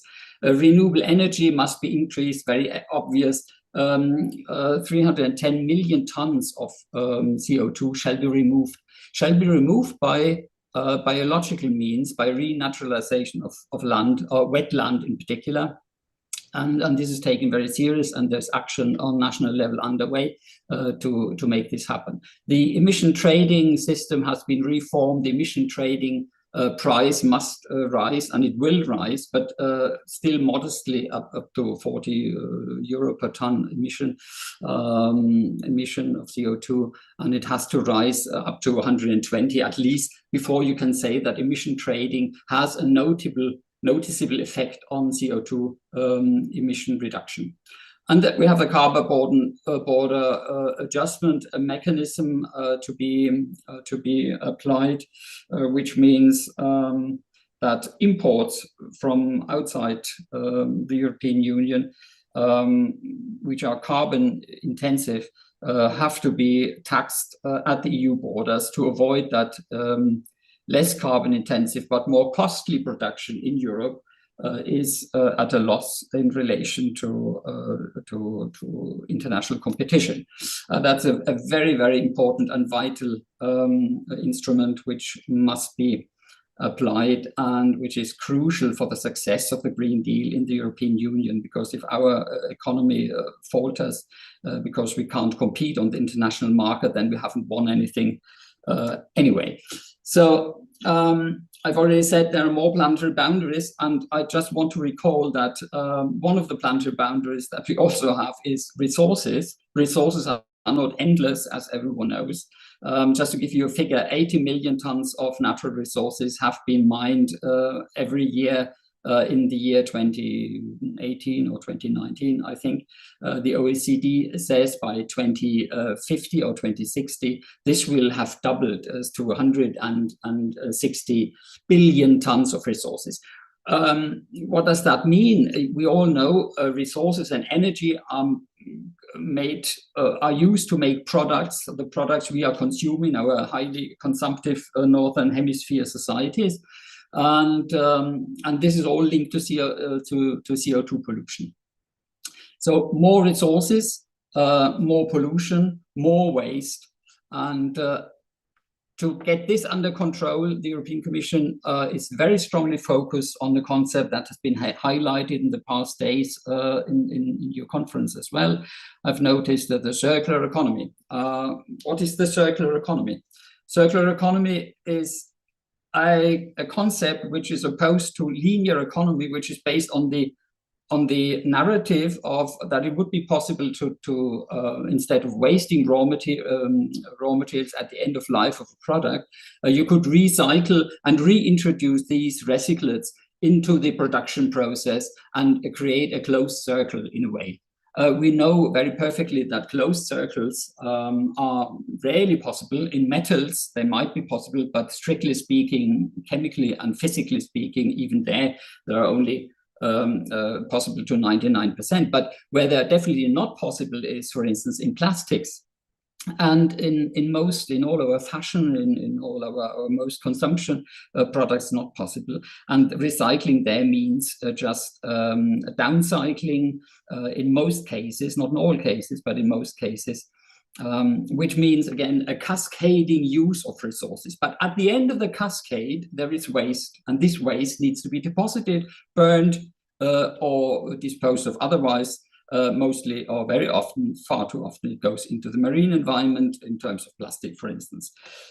This circular economy narrative has a big problem because it's mostly at odds with physics, with thermodynamics, and also with the fact that we overconsume. We just put too many products on the market and use them and make them waste too early. But it's a very persuasive concept because thinking in cycles, alluding to what nature does.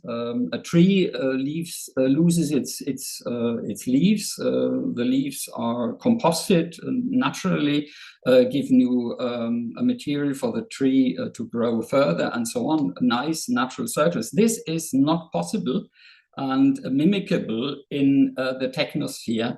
As simple as that, and this we must not forget. Looking at the dimension of climate change, I want to be brief because I'm sure you have highlighted that extensively in the past days. What causes climate change is basically the CO2 concentration in the atmosphere. CO2 is necessary to be in the atmosphere, otherwise we would freeze. We could not. No being could live on this planet.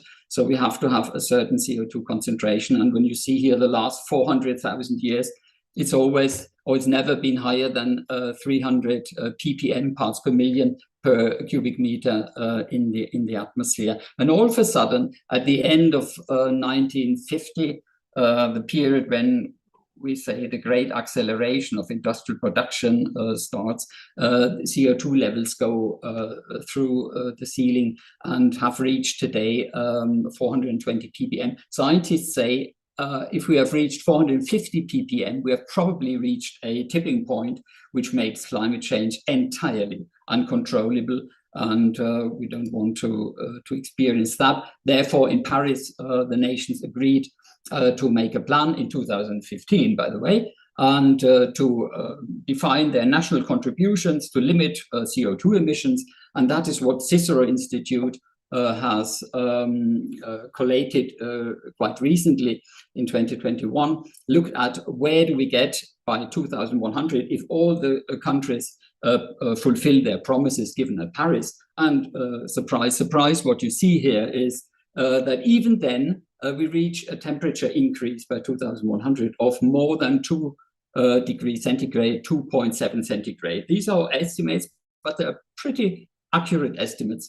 But with current policies, because most countries don't deliver on their national defined contributions, we arrive even at almost 3 degrees centigrade. This is a catastrophe, and this must absolutely be avoided, because otherwise life on Earth will most likely be not possible the way we want it and we imagine it today. These findings have been confirmed by the IPCC report end of 2023, just before the last COP. And it's even more drastic. You see here more clearly, if we want to keep a 1.5 degrees global warming increase, We have to be much stricter. We must stop using fossil fuels, gas, coal, and petrol. And the CO2 emissions must go sharply down. The reality is quite adverse because, you know, last year the world has had higher greenhouse gas emissions than ever before in human history. It's about 56 gigatons, while it should be well below 30 gigatons already, and further sharply decrease. So we are far off the path to get anywhere near keeping our climate promises. We have to change our consumption habits. That's quite clear to everybody. Just to give you, to illustrate this on one example, our plastic addiction, I call it that. Plastic came into this world quite late in the 50s. When I was a child, there was nearly no plastic around, and we see it as a polluting material mostly in the marine environment. But we less have on the radar the fact that plastic production, consumption, and disposal adds enormously to our CO2 emissions. It starts with extraction and transport of the oil, with the exploration, with the refinery, the waste treatment, and the discharge, and so on. IPEN, International Pollution Elimination Network, have researched a lot on these questions and come along with quite late in 2021 only with a very interesting projection saying that we'll in future between 2015 and 2050 we will incinerate a lot more of the plastic, we will landfill a lot less plastic, and we will recycle a lot more. That sounds like a very good message, especially stopping landfilling of plastic. But what we must have on the radar is the link to CO2 emissions of this plastic. You're all well aware that we have a CO2 budget of 300, probably less actually today, of 380 gigatons CO2 we can still emit to keep within the 1.5 or 2 degrees centigrade climate target. Plastic alone and the production and the whole life cycle emissions of plastic alone reach 56 gigatons between 2020 and 2050. Compared to the budget that we still have left, this is absolutely untenable, and this is quite obvious. And this has to do with the fact that we are just producing too much, and we're not stopping producing more. The projection is that by 2030, our plastic consumption will double, or 2035. If you have a constant increase of about 4% of production annually, then you have a doubling of the given quantity within 17 years or 17.5 years, which means by 2050, we'll probably be at 1.2, 1.6 billion tons instead of 460 million tons, 1.6 billion tons of plastic produced. This is definitely not a plan, and the CO2 emissions linked to it even less. So we have to do something. The European Union, in the context of the Green Deal and the ensuing laws, have done a lot, but mostly incremental changes, nothing radical enough to cut emissions sufficiently. And to add to this, the fourth biggest world economy, the German economy, produces CO2 at a rate of about 0.7 gigatons annually. But here you see 2019 already, our plastic addiction globally contributed with 0.86 gigatons CO2. So global plastic production in 2019 emits more CO2 than the fourth biggest global economy. There's something wrong here, and you see the projection until 2050. All I'm talking about has another dimension that you have definitely highlighted, and this is a social dimension. Our overconsumption has a dividing social dimension, because the global north, responsible for climate change, undisputedly, is also the biggest emitter of CO2, because we make such use of raw materials and energy. And you see on this picture here a lot of dots representing countries. And you see a green dotted line about the world biocapacity in 2013. It's a bit outdated, and that represents the line that we should not overstep if we want not to overuse the biocapacity of the planet. But you see, most of these dots have overstepped drastically this green dotted line, and the right-hand arrow represents the human development. So how comfortably can you live and how well can you live?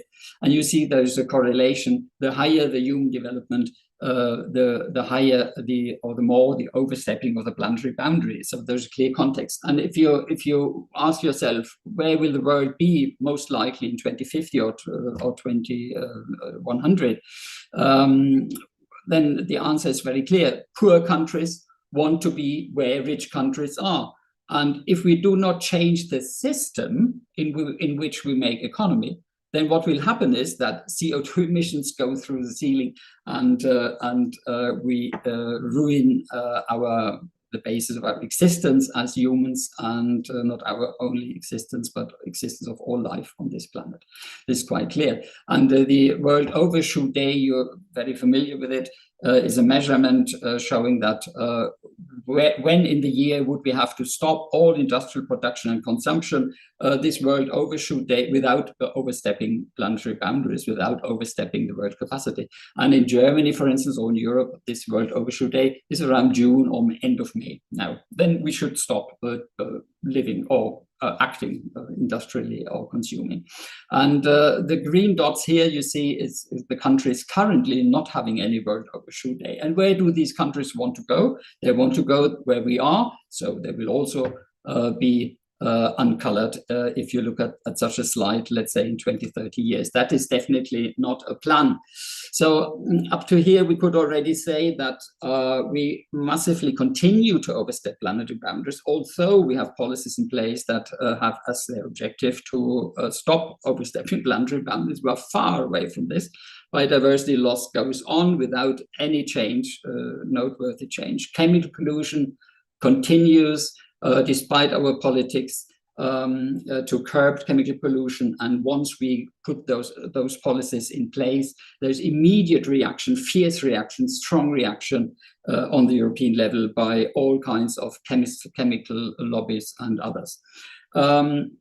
We have not visibly yet made any advancement in changing our extractive growth model to a more sustainable growth model. We are not even discussing it at a great deal. There are groups discussing it, but the discussion must be lifted on the European level. It's unlikely that this will be the case in the current political climate.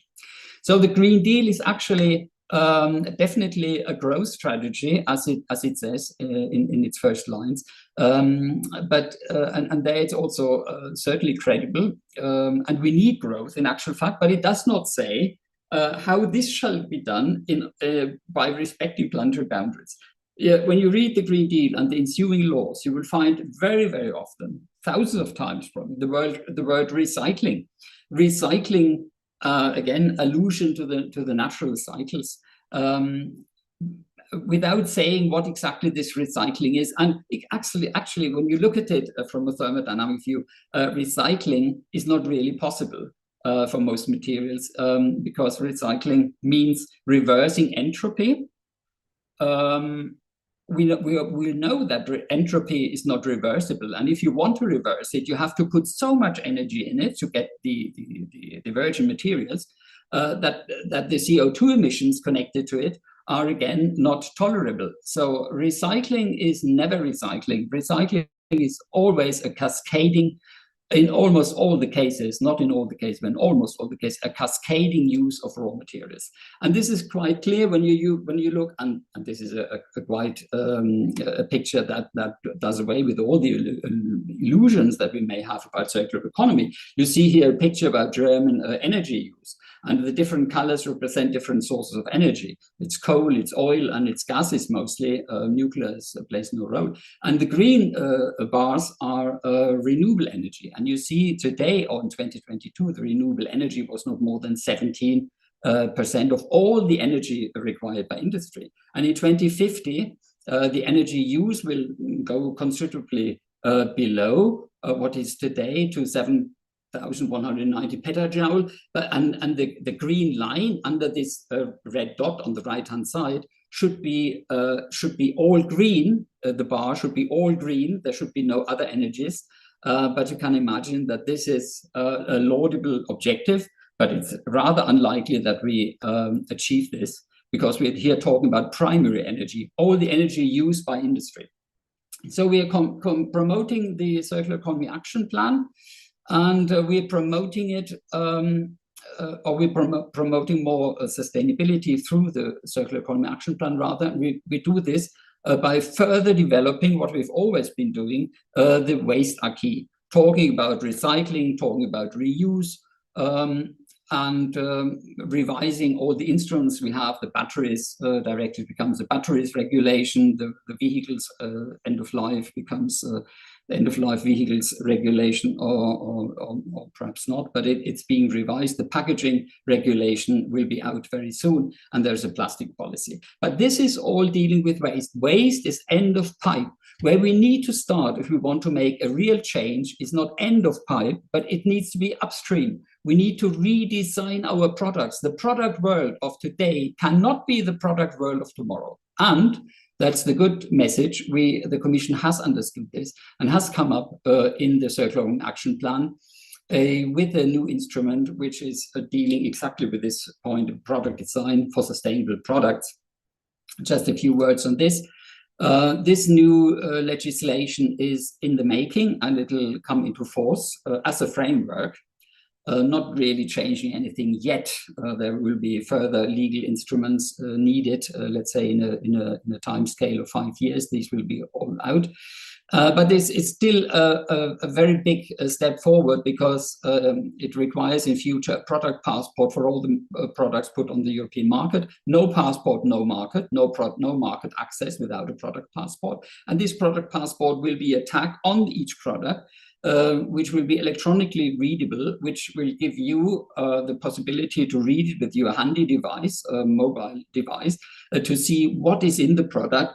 Is the product repairable? Where is what chemical in what place in that product, etc., which will give you as a consumer a better choice to make a sustainable purchase instead of just buying something. And there's also a criteria in that framework regulation foreseen on sustainability of products. Products need to be durable, hold much longer, need to be modular, just need to change parts of it in order to make it work again, needs to be repairable, needs to have less toxic chemicals, and so on and so on, recyclable, refurbishable, yes. And again, no product shall enter the European market that does not suffice these criteria.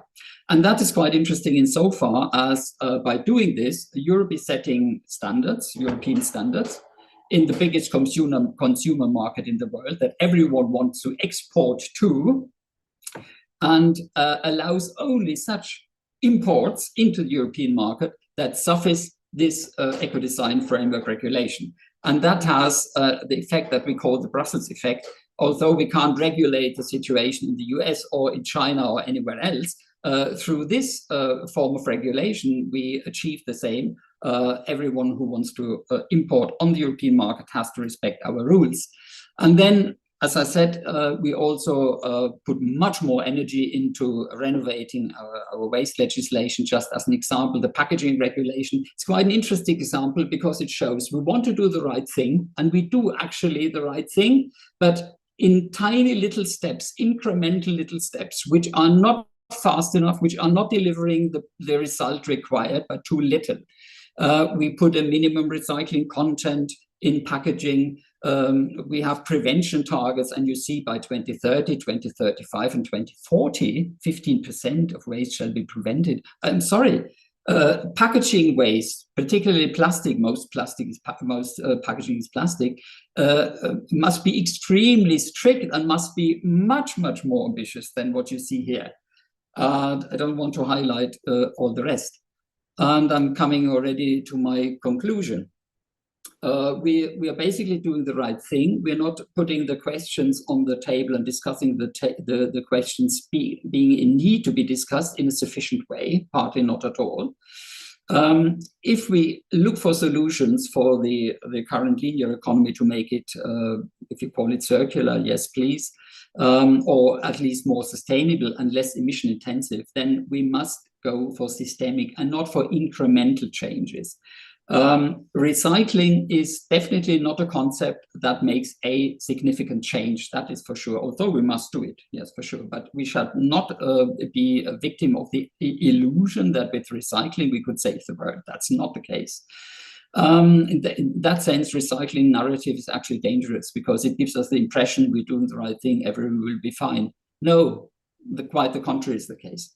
Waste policies is definitely a thing to still be pursued, but we must work upstream on our products, as I already said. We must also focus on the costs of what we are doing. What we currently do can be called cheaponomics, as an American scientist funnily calls it, which means the cheaper, the better, the more I sell, the more I have profit. That is not a plan for the future.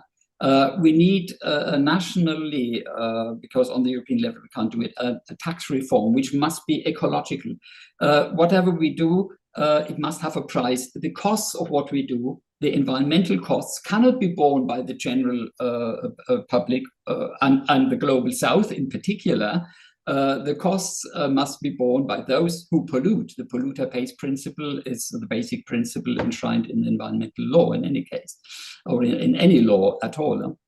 The internalization of costs, and this can happen through a tax. I can pollute, but I have to pay the price to deal with the pollution.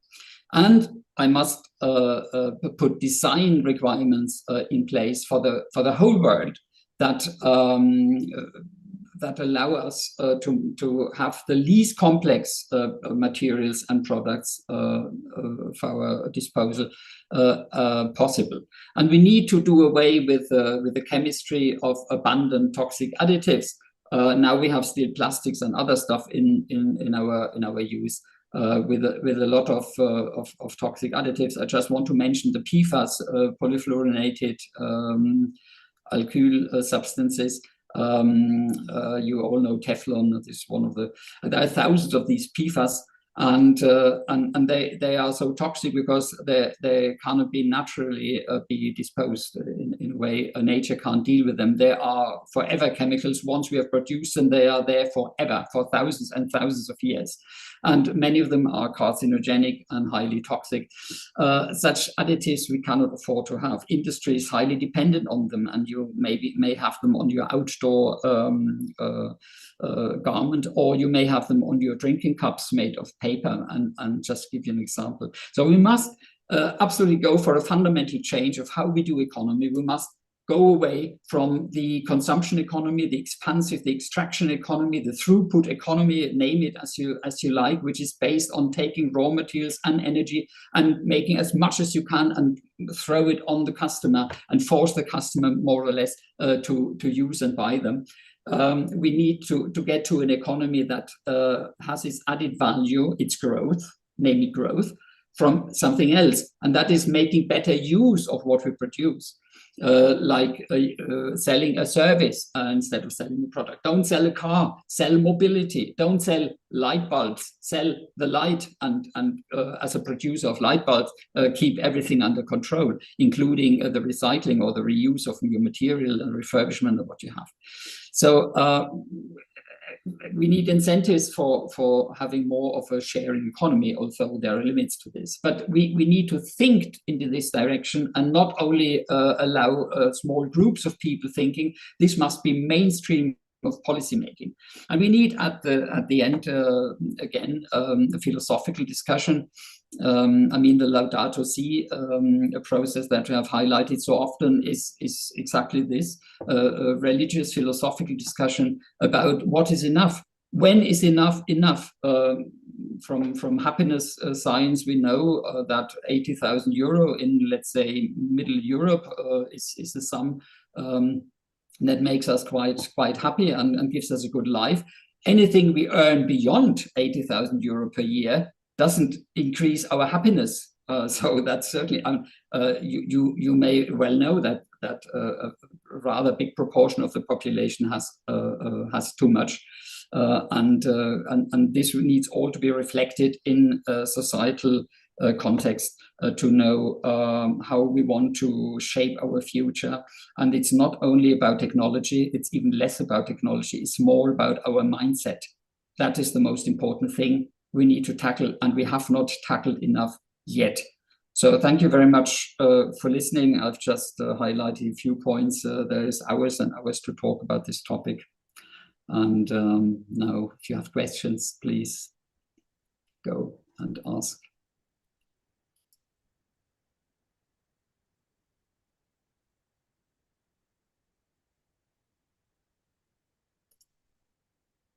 Thanks a lot. And now we are moving to the next speaker who will actually make a presentation really in a dialogue with the one that we already listened to. His name is Luís Fazenda. He comes from Portugal.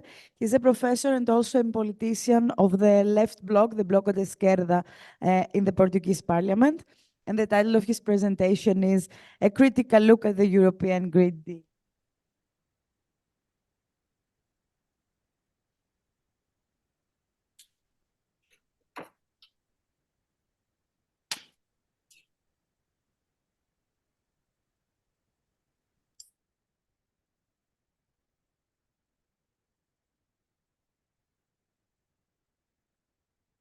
Hello. Hello, everyone. When Pope Francis tells us about the cry of the earth and the cry of the poor, the major link between them is the climate crisis. So we must look at it as an emergency, and if you want to have an ontological approach that has all got to do with the human being and his reproduction and his spirituality. I'm making this approach to the theme of European Green Deal as a kind of a policy to deal with this problem of the climate crisis. My approach is an approach of an activist and a left politician. I'm not a scholar, I'm not nor a scientist, so my concern is about the way to do it, the politics. We need all politics. So I wrote something that I'm going to read to you. 2024 will probably be the hottest year on record for the atmosphere and oceans, and each subsequent year makes it worse. Not even in Greek mythology did Europe face the state of hell. And Europe is accompanied by the continents that suffer the consequences of climate aggression. The conflict over what possible carbon has become the contradiction between biodiversity, of which we are a cell of that biodiversity, and the natural hardware. With hope, really, many people around the world are even sympathetic with the European initiative that has claimed leadership in the fight against the climate crisis. The European Green Deal is an action program, we heard it before, dedicated 1/3 of the Next Generation funds and other funds from the next budget to the climate action. It is a guiding program for strategies in different areas, tackling industry, aiming for carbon neutrality by 2050, and a 55% reduction in greenhouse gas emissions by 2030, as well as the planting of 3 billion trees by 2030. And yet, unfortunately, the Green Deal is a colossus with feet of clay. I will try to explain this point of view. Despite the policies aiming at reduced greenhouse gas, these gases continue to increase across the European Union's political map. That means that despite the enormous increase in renewable energies, we have not yet begun the energy transition. I will repeat, we have not yet begun the energy transition. The issue is too serious to be fobbed off with propaganda or technocratic gymnics. 7 years have passed since the Paris Agreement, with the commitment not to let the global temperature warm by more than 1.5 Celsius degrees compared to the pre-industrial era. Well, we are almost there. We are almost there. No general reduction in global warming has yet begun. We know well that there is nothing in nature that is against the energy transition. Humanity, there is no natural determinism that condemns us to climate disaster. Humanity has the scientific methods and the knowledge to overcome this sustainability crisis, even if we don't have now all the technology. The opponents of the energy transition towards totally clean and safe energies are social opponents. I repeat, social opponents. Interests, states, practices, inequalities. These are the social opponents for a just transition. The European Union may well have proclaimed that it wants to achieve carbon neutrality by 2050 and reduce gas emissions to 55% by 2030.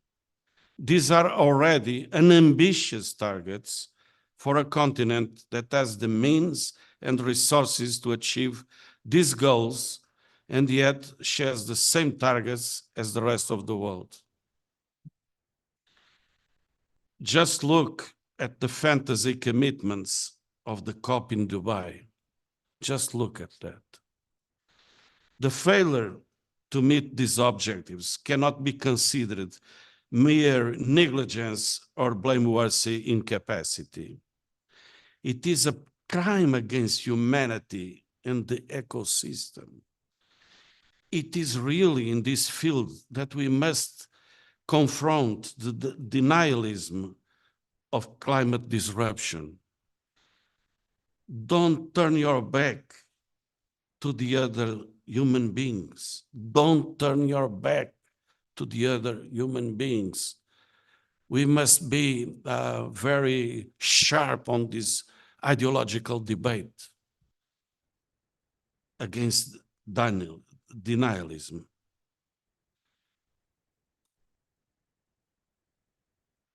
Some people think that a minority will be saved from the regression of civilization. They are being called eco-fascists, and it's a real peril.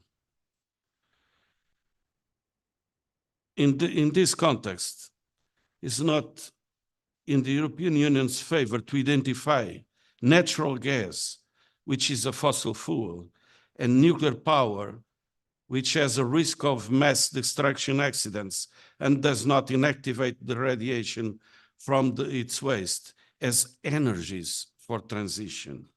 These energies cannot be considered renewable and are a deviation from the objectives. Rather, they show that the EU is giving in the interests of gas and nuclear producers and distributors. Public and private banks continue to finance the fossil fuel industry on a large scale, now on a large scale, as well as public funding for industries and transport that use large amounts of fossil fuels without any effective and monitored plan to reduce the consumption. Thank you.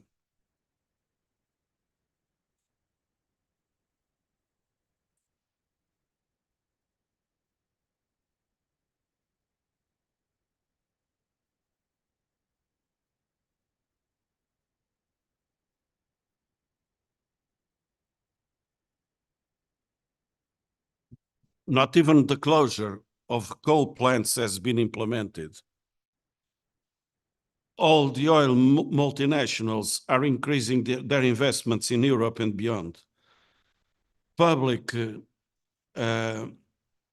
orientations do not confront the interests of the fossil industry, and governments have made derisory investments in measures to adapt to climate change, especially in transports and agriculture. It is not possible to think about an energy transition without understanding that it must be a just transition. The categorical principle of social justice must be normal in the equity of a state, must be the normal. We must have social justice in the just transition. In the energy transition, even more so, because it's about winning over the people to make it happen. To make it happen. It's about making people aware of the need to change the economic model and to finance at welfare levels all those who are going to lose their jobs, because many people are going to lose their jobs. To pay families adequately for the retraining they will undergo, retraining in 2 generations. To guarantee high standards of public investment for the spread of domestic renewables at affordable prices. To pay subsidies to farms, not for the area they work, but for the carbon capture and ecosystem services.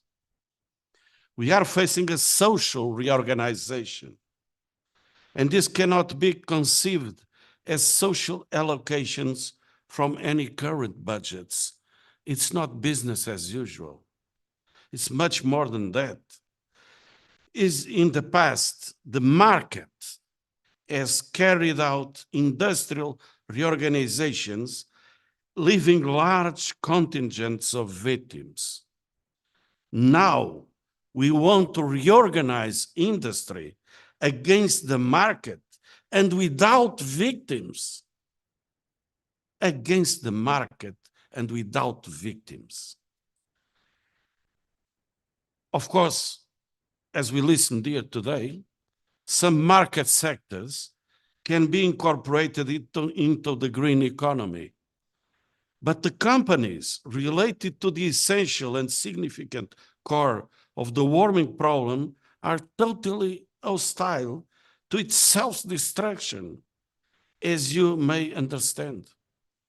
Similarly, what part of the $370 billion will the European Union pay for decarbonizing the global south? There's nothing on any European budget about this. The dominant narrative in European political circles is that the sector of the enlightened bourgeoisie wants the energy transition, but it is isolated by the reactionary bourgeoisie and at the same time by the working class anti-environment changes. This analysis does not excel in intelligence because it anticipates the defeat of the ecological transformation. The ecological transformation is either social or it won't be at all. Separating the working class from any conservative interests implies that governments equip themselves with very demanding transition programs that can be implemented quickly as we can. Programs that can be embraced by the working class and that it can take on a social life project. These are large sums of public investment to reward the majority of the population for the green reorganization. We can draw a parallel with the post-war reconstruction effort. And that's here, right here, that the liberal economic dogmas collide with our emergency reality. The European Union cannot advertise its ecological virtues and then tie us down to debt and deficit controls that prevent huge, very huge public investment. That enlightened bourgeoisie that says it wants the energy transition must assume the necessary public debt to do so. There is no liberal way out for the social reorganization. Other social sectors that may eventually lead governments will have the same problem. They must assume the public debt. Or all politicians will fail without excuse to provide enough green jobs, and reduce temperatures after all. We are measuring our future in Celsius. And a lot of people doesn't seem to be awake for that reality. The European Union cannot deny funds for the just transition and desist on arms race where the delayed resources of decarbonization are being drained, while we watch with pity and dread the environmental tragedy and the extreme CO2 emissions of the war in Ukraine, subject to the aggression of Putin's extreme right-wing government. The complex structure of European Union and member states, I will not examine it in this moment. I will treat all as public authorities for ease of communication here. The just transition that we raise as a transformation of reality proposes to Marxists, Christians, and the progressive thinkers a strong attitude towards political power, a strong attitude. Not the minimal power, not the minimal state, but an empowered power. Only the democratic authority of the state can establish public control of fossil industries, if not ownership. Only the democratic authority of the state can establish social commitments for extraordinary public investments.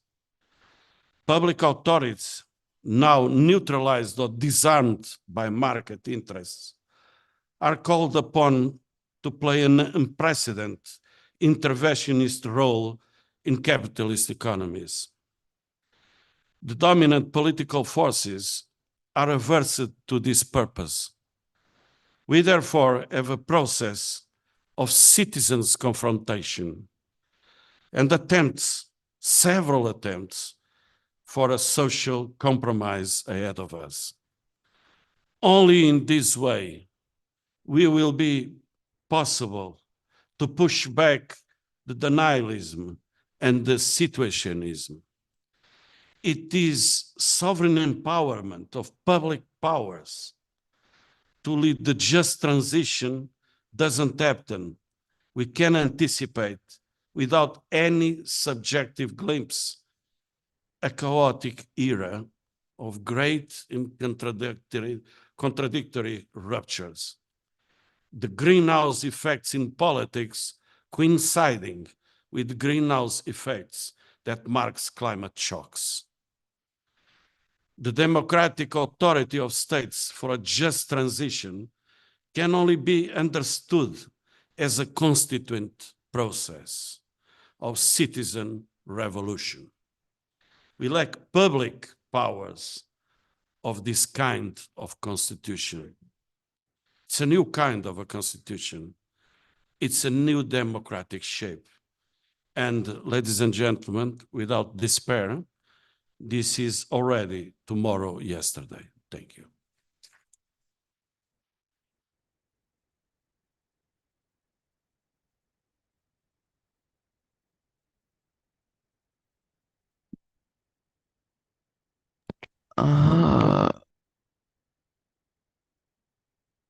Thank Thank you, Luis.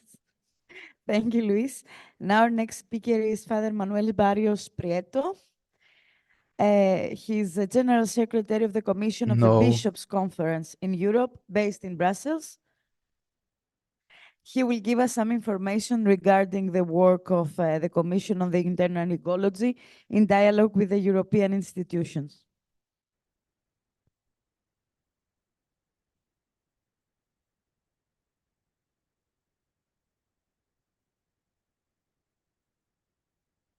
Thank you very much. Do you hear me well? Yes? Okay.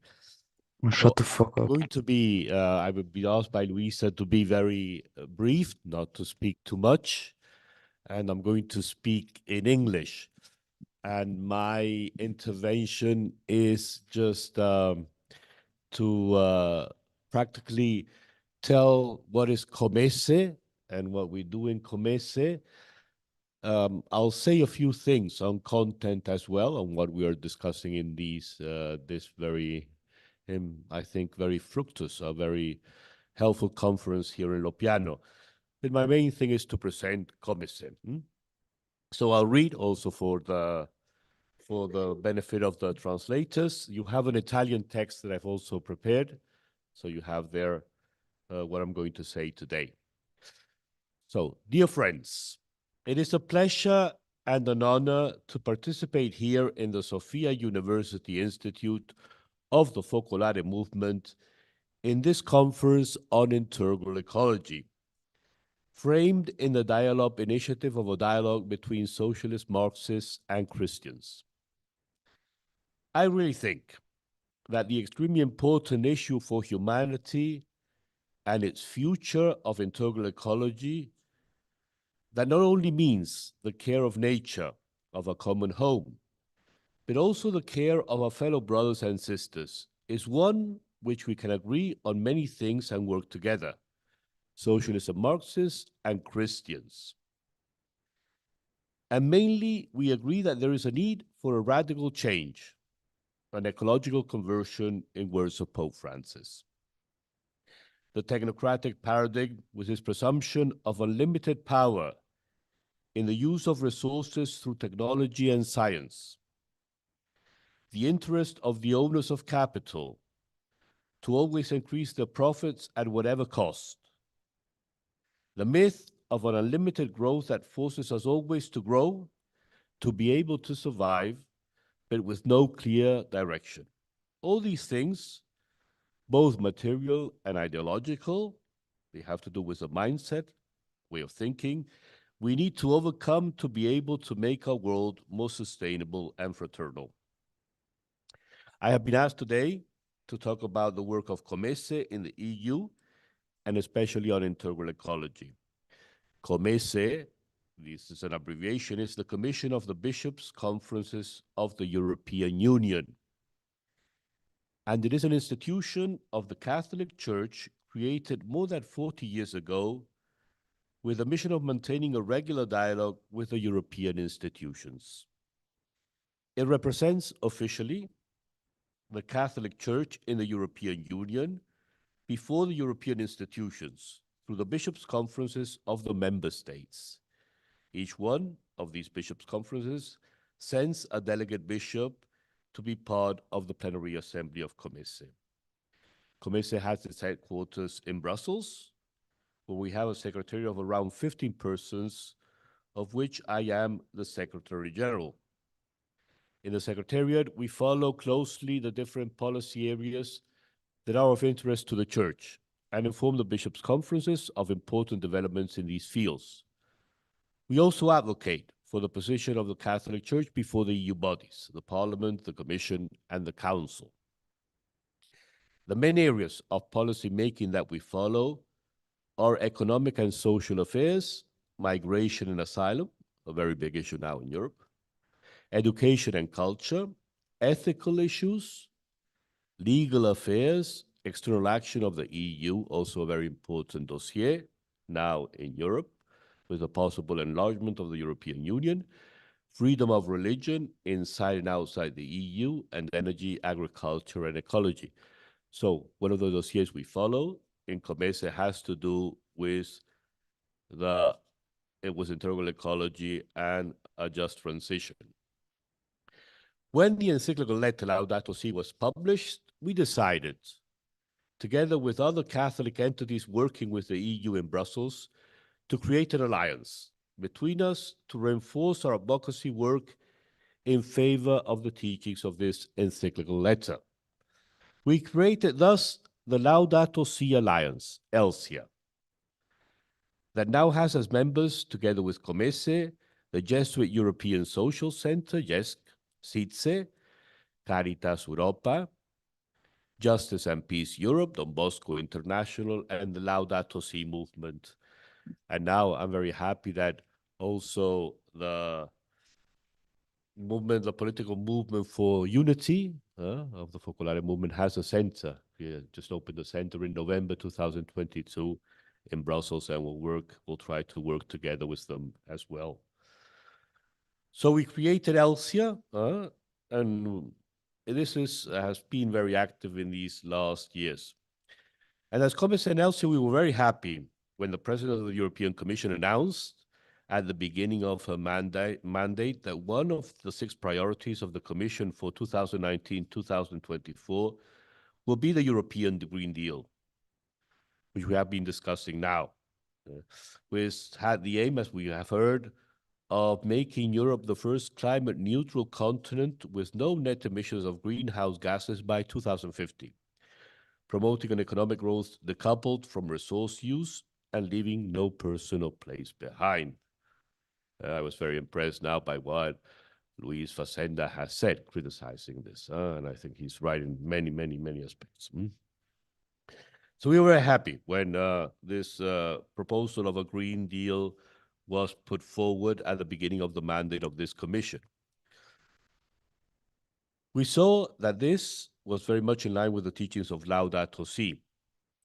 And now we can discuss, and I think it's worth to do so at the end of the term of this commission. You know, there are going to be European elections in June this year. So how much of the priorities set forth in this Green Deal has been accomplished? I think to make a fair evaluation, we should take into account all the different crises we have been through in these last years. Yesterday, we heard this term of polycrisis, of many crises: the COVID, war in Ukraine and in Gaza, migration and asylum, rising populists in many countries, etc. Now, with the new elections to the European Parliament that are approaching, some parties are exposed and sometimes yield to the temptation to mitigate their positions on ecological issues. so as not to lose votes to populist right-wing parties. And we've seen this in the European Parliament lately. Also, it must be said, sometimes changes are being imposed, possibly in the right direction, by the European Union, for example, in farming, but without explaining or having a dialogue or listening to the concerns of the people involved. We have seen what is happening in Germany, what has happened in Holland. From my perspective, as General Secretary of Comesse and following the teachings of Pope Francis in the encyclical letter Laudato Si, but also, I would say we have to add this other fundamental encyclical letter of Fratelli Tutti. They go together in many senses. The Church, I think, and this is my thought, needs today to be prophetic in the real sense of the word. Reading the signs of the times, raising awareness, making the cry of the poor her own, and calling for repentance and radical change. The two encyclical letters to which I have made reference, Laudato Si and Fratelli Tutti, are explicitly related to the figure of Saint Francis of Assisi. I think I read a book when I was in the seminary a long time ago in Italy by Leonardo Boff. Many of you know him. This very important Brazilian theologian, theologian of the liberation, the Franciscan friar in that time. He wrote a book on Francis. Well, he wrote two books on Francis of Assisi, but one of them has as title "Francis of Assisi: A Model for Human Liberation." Leonardo Boff describes Francis of Assisi as a model of gentleness and care, ternura y vigor. Ternura y vigor was the title in Spanish. Of internal liberation in which the spiritual and the social are never separate. In the Saint of Assisi, Boff sees a humanistic and Christian alternative to life in the contemporary world. For this liberation theologian, Saint Francis not only belongs to Christianity, but to all humankind.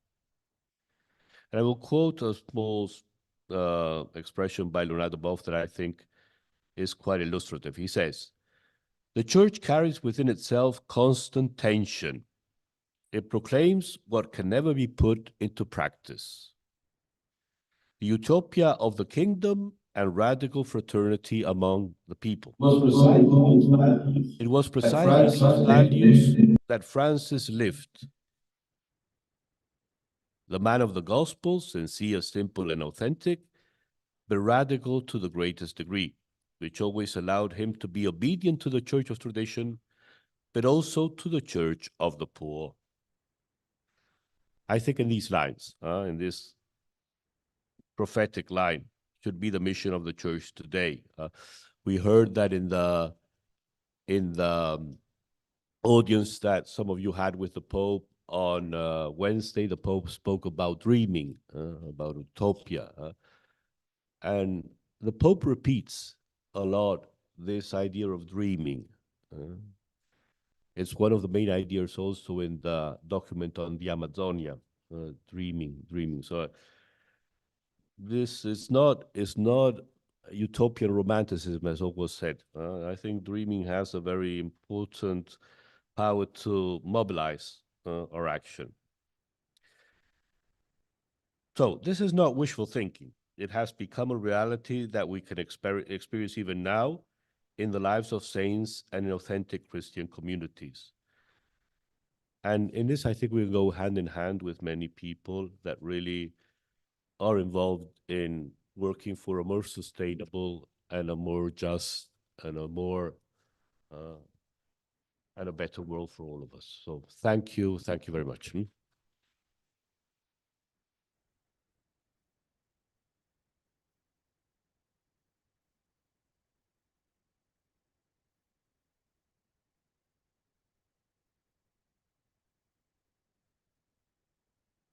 Thank you, Father Manuel.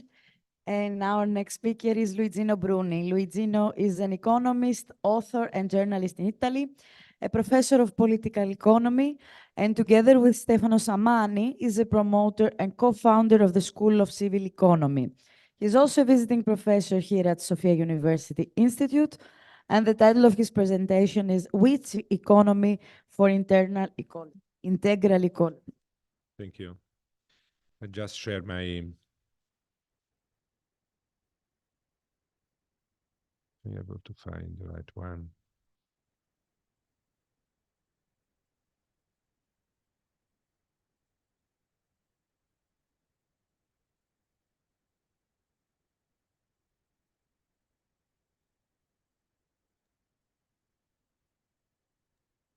Can you see? Okay. Thank you for the invitation. Thank you. I'm in touch with Dialop since few years, and then we had some nice seminar here a few months ago. And then, okay, this is a sort of PowerPoint, but it's not a consultant PowerPoint, just to be clear, because it's much more artisan, handmade. Because as you know, the consultant, they are beautiful PowerPoint. It's not the case. Okay, the idea of the presentation is that is a quite simple idea, but then one of the features of the capitalistic religion, as I will try to say, is the eclipses of the land. The land, the earth, the land is not anymore there. And then an economics without land, there is, in such economics, there is no room for sustainability. Market economy is based on the golden rule of mutual benefit, mutual advantage, as we know, reciprocity. However, this reciprocity has not been applied to land, because reciprocity is just something among humans, but not applied to land. With land, the relationship was just predatory, was not a relationship with reciprocity. That is, I think, one issue that to me is important. And then I concluded with a few insights about how it would be possible to pass from an animal to a plant paradigm at the end. Okay, at the beginning of modern economics, or as we called in Italy, civil economy or economia civile, actually the paradigm was quite different, because the paradigm was based on the idea of public happiness or pubblica felicità before Adam Smith and before the Anglo-Saxon paradigm. For instance, Muratori, that is an important Italian intellectual, della pubblica felicità, 1749. Antonio Genovesi, also based on a public happiness. And why it is important for our discourse on sustainability, the idea of felicità? Because felicitas is a Latin word, and felicitas is not just happiness, because happiness is a wrong, in my opinion, is a wrong translation of felicitas, the Latin, let alone eudaimonia of Aristotle or the Greek philosophy, because felicita comes from the prefix fe, and the fe is the same prefix of fecundus, femina, fetus, ferax. That has to do with generativity, with fecundity, with the generation of life. Whereas happiness comes from to happen, that has to do with luck, not with the idea of cultivation, the idea of generativity. And then when in Philadelphia Declaration of 76, we find the pursuit of happiness is individual happiness, is not anymore the public happiness, the pubblica felicità, as a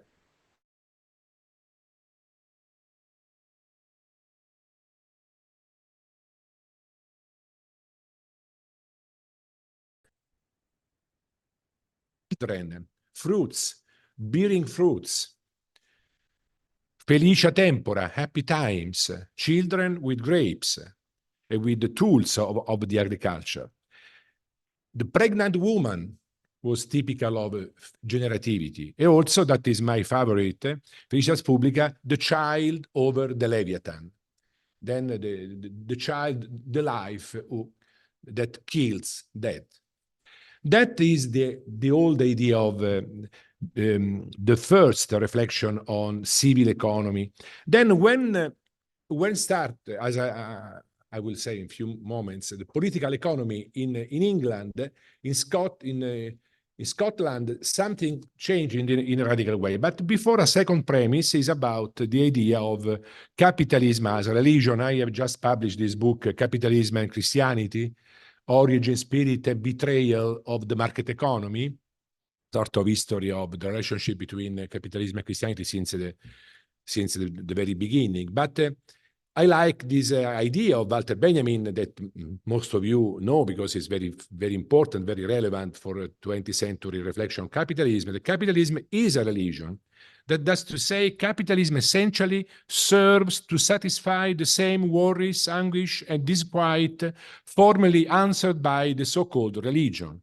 Then capitalism itself developed parasitically on Christianity in the West.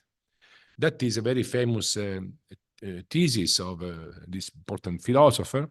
And then the idea that, according to Benjamin, also I would say, but not here, but in the book, in a Marxist tradition, because that is in particular the third book volume of the Capital, very much based on the idea that there are some religious dimension of capitalism.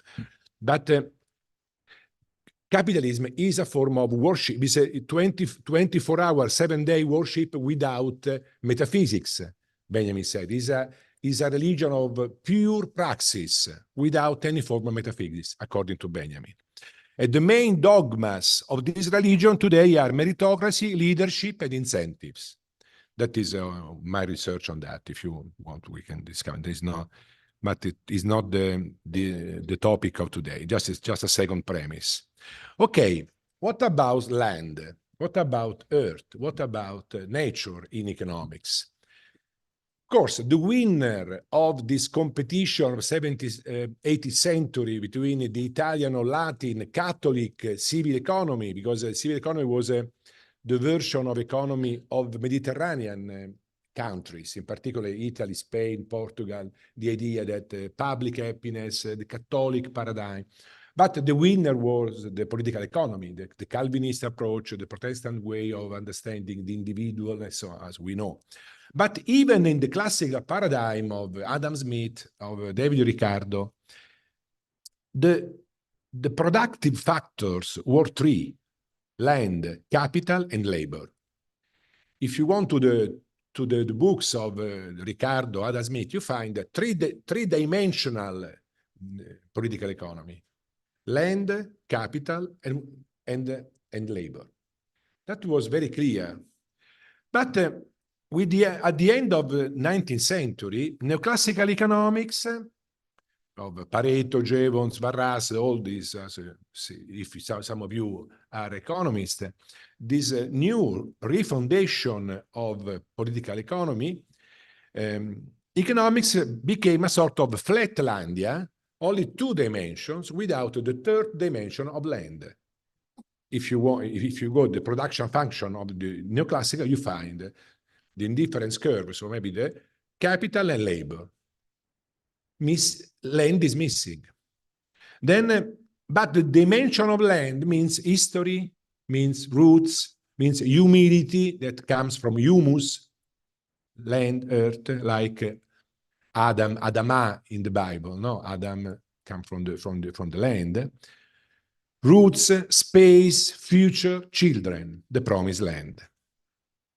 Then there is also a second element of land that is important for understanding political economy. So if you know the first debate about the redistribution of income between land, profit, and labor, you know that there was an important economist called David Ricardo that, according to him, land was the key element in capitalism. Then, according to Ricardo, the basic tension or conflict in society would be between the classes of rentier and the classes of capitalists. If you go to this famous, I just made them before with my hands, this very poor graph. There was a sort of conflict because the wage was a sort of constant, because was at the very basic level for surviving, the wage of subsistence. But the conflict was between profit and rent in Ricardo. According to Ricardo, this conflict will be essential for understanding the future of capitalism. With Marx, just to go, the center of the conflict became between capitalists and workers. And then the issue of land disappeared even from the criticism to capitalism. Because Ricardo was based on rent profit, Marx was based on wage, I would say, or labors and capitalism. Then the company became the center of the conflict, and the issue of land, the issue of rent disappeared. Then there was a sort of unexpected, unintentional alliance between Marx and neoclassical economics for quitting land from economics. Non-intentional, of course, because they were very incorporated among one another. Anyway, and today, what happened in economics? Of course, in my opinion, most of the unsustainability of economics depends on the lack of land from its paradigm. Because land, nature is not there. We don't see, as Benedetto Gui, that is here, often mentions, most of the damage, most of the problems, most of the cost of the destruction of the planet was unintentional, because people was not just intentionally the pollution of the atmosphere, the pollution in particular in the 20th century, was not just the intention of the entrepreneur, was sort of byproduct, was what we call externalities. Then it was also a matter of don't see what was going on in the earth, in the ocean, in the atmosphere.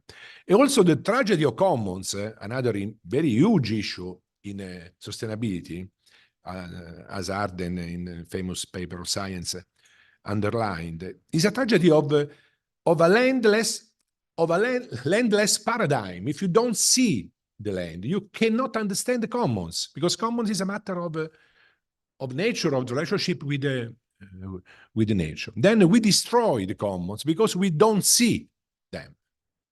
Then that is for that reason, I think it's very important to imagine an economics where land is again a very important element. In fact, if you go to any handbook of macroeconomics at the very first years of university students, even my own handbook I wrote a few years ago with Stefano Zamagni and Aldo Becchetti, the tragedy of commons is just one paragraph, few pages at the end of the book, maybe, because everything is based on private goods, then the issue of externalities, yes, is maybe now is a bit more important, but we have to imagine another way of teaching economics where the commons and the land are again at the center of the discipline. Then, just to conclude my minutes, one concrete proposal is to imagine a sort, of course, it's a sort of rhetoric, but not in a negative sense, a sort of narrative economics, to listen to plants, because economics is still based very much on the animal paradigm, in particular companies. The division of labor, the division of function, the brain, the earth, everything is hierarchically dependent from the center or from the top. And then this kind of paradigm, because we are animals as human beings, then we reproduce animals when we imagine realities. Then run very fast. If there are some crises, we go away. And then we try, I hope it works, to write this paper. Is one of the first in the economy of Francesco group of in a spin-off of Nature. This in praise of the persona economica, listening to plans for a new economic paradigm. He also wrote with Stefano Mancuso, that is an Italian important biologist. The idea, how is possible to change a paradigm when we try to listen to plants and not just to animals, to imitate, not to imitate, to take some inspiration from that. And then, just a few words because there is no time, but because the plants have their own intelligence. It's just different from the intelligence of animals. But they have, because they are no organs, they have to learn to see, to talk with all the body. They are very much subsidiarity, because they start from the periphery and then go to the center. And then the importance of that. But this kind of vulnerability to be stuck in the earth, even during a fire, they learn to survive even losing 80 or 90% of the body. The resilience of plant is much greater than the resilience of animals, as we know. And then also companies, we can imagine companies structured more as a plants than animals. Why and how? Think about cooperatives, no? Because in 20th century, the winners was the capitalistic company, no? Then very animals in terms of organization, so and so, run, fasting, going, outsourcing, and so moving. But probably the old cooperatives can be interesting today because the cooperatives are much plants than animals, because they are very much subsidiarity. They are also each associate is important, not just the boss. The idea they are very much deep rooted in a territory, in a place. They cannot move easily away. And maybe the future of capitalism can be a sort of new, huge, big, millions of associate cooperative, because the issue of the redistribution of wealth, the redistribution of added value, I think is very important today, because of, yes, the new companies look like web, no? More plants, the new companies in the new economy, they say to be more flat, less hierarchical, yes, but the distribution, but the owners of this company are still very few. And then I think one issue is to imagine cooperative with millions of people, because if democracy remains just a matter of votation in the political sphere, but in economic sphere, we are still living in a sort of a feudal society where our way of participation, yeah, there are other ways of participation, but the participation in profit it remains something very, very complex, can be an issue. Then to conclude, I'm quite sure that the ownership and then the distribution of wealth will be the challenges of the new plant-like capitalism, because there is a need, a request for democracy that goes beyond the political sphere. There is also a very issue about economic democracy, wealth democracy. No, people ask for that. Of course, I'm not a solution, but the old cooperative movement, in that there was some intuition on that, some hints how to run economic life with a different philosophy. They were losers in 20th century, but maybe for 21st century can be something interesting to take in a new way, with a new philosophy, with a new shape. But maybe the idea of communion, cooperation will be still something interesting. Okay, thank you. This is a plant, a tree. Thank you very much.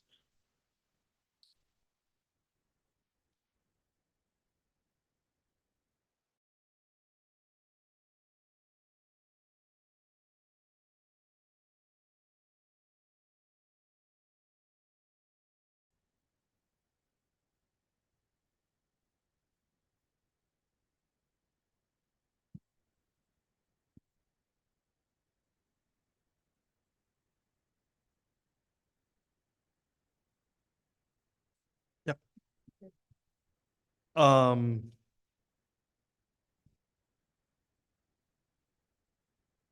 a secret meeting of the Central Committee, we decided to direct in a very rigid way this last moments of our session. So that's what's going to happen.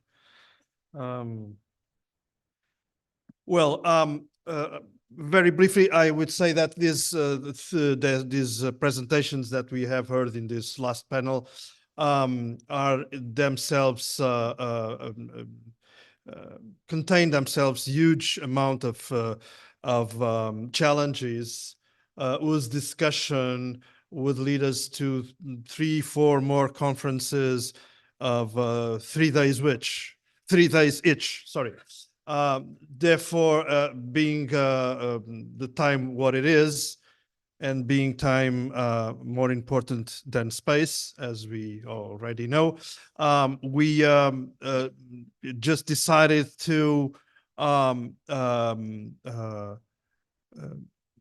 transfer the debate on these challenges put by Helmut Maurer, Luís Fazenda, Barros Prieto, and Luigino Bruni, to the developments that will take place after this conference. Okay, so I think that we have a important program, not only of reflection but also of networking, that reflection through networking, which we must develop, we all must develop.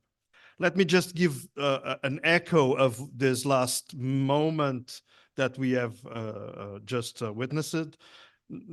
I think that there are very important messages that have been transmitted by the 4 speakers. Perhaps the most important message is that solutions must be systemic. This was said by Helmut Maurer. And the alternative for systemic solutions, as Luís Fazenda has said, is what he called the state of hell. So we are, in a dramatic point in which we have to choose individually and collectively between systemic approach and the permanence or the prevalence of the state of hell. There are some myths. This is the second message that I took from the presentations that we have just witnessed. Some myths. The first one is obviously the perpetuation of the extractive growth model, and Maurer underlined once and again this myth.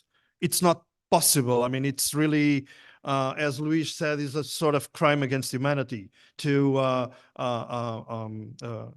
passively legitimize the perpetuation of such a model. But also, as Helmut Maurer underlined, there are some mythological elements in a certain way of emphasizing circular economy. And there are some elements which he presented, which are obviously in dialogue with some of the presentations that were done precisely this morning here at this room, namely the illusion, I'm quoting Maurer, the illusion of transposing the laws of the biosphere on the technosphere, and namely not taking into due account the mechanisms, both ideological and material, that